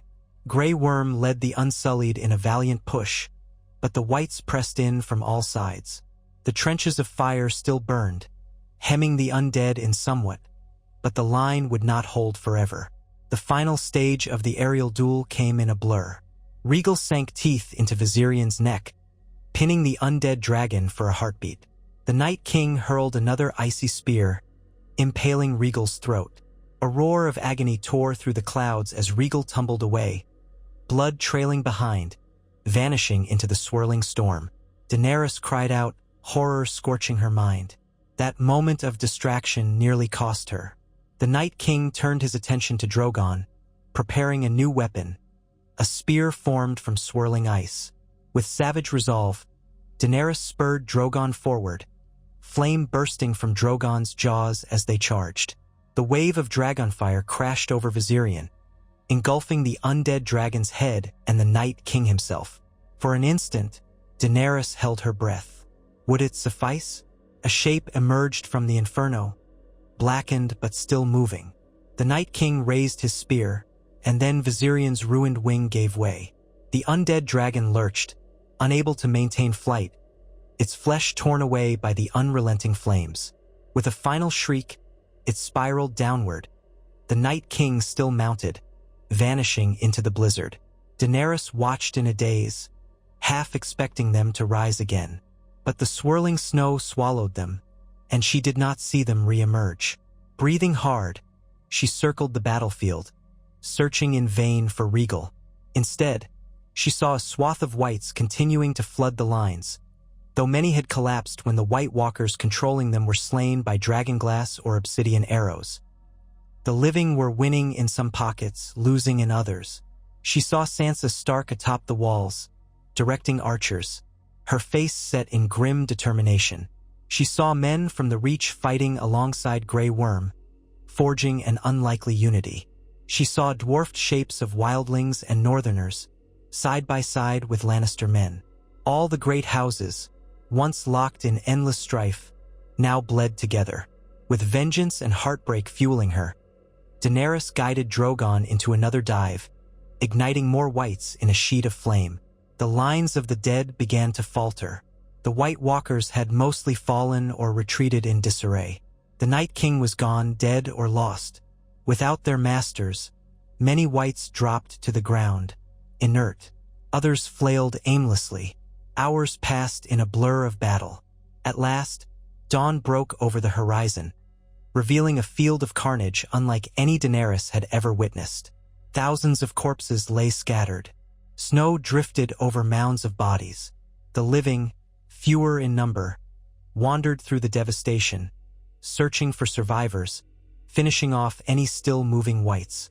Fires crackled here and there, columns of smoke rising into the pink light of morning. Daenerys dismounted near the battered gates of Winterfell, stumbling as her legs nearly gave out from exhaustion.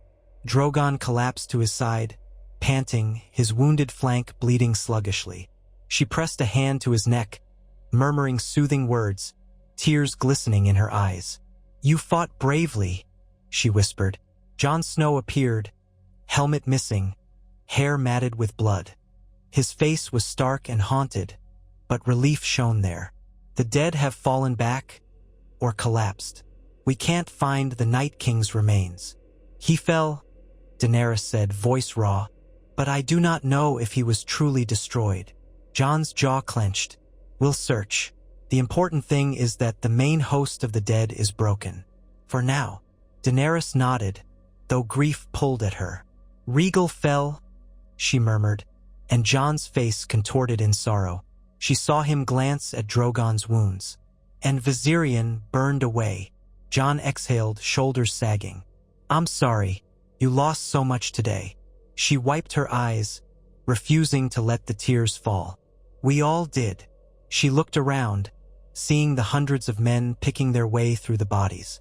Westeros had lost thousands in a single night, from every house. This was the war she had never expected, the war that overshadowed all else.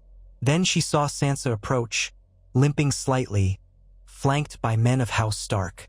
Sansa's cheeks were streaked with grime, her hair wild. Despite her exhaustion, she bowed her head to Daenerys. "You have our gratitude," she said quietly.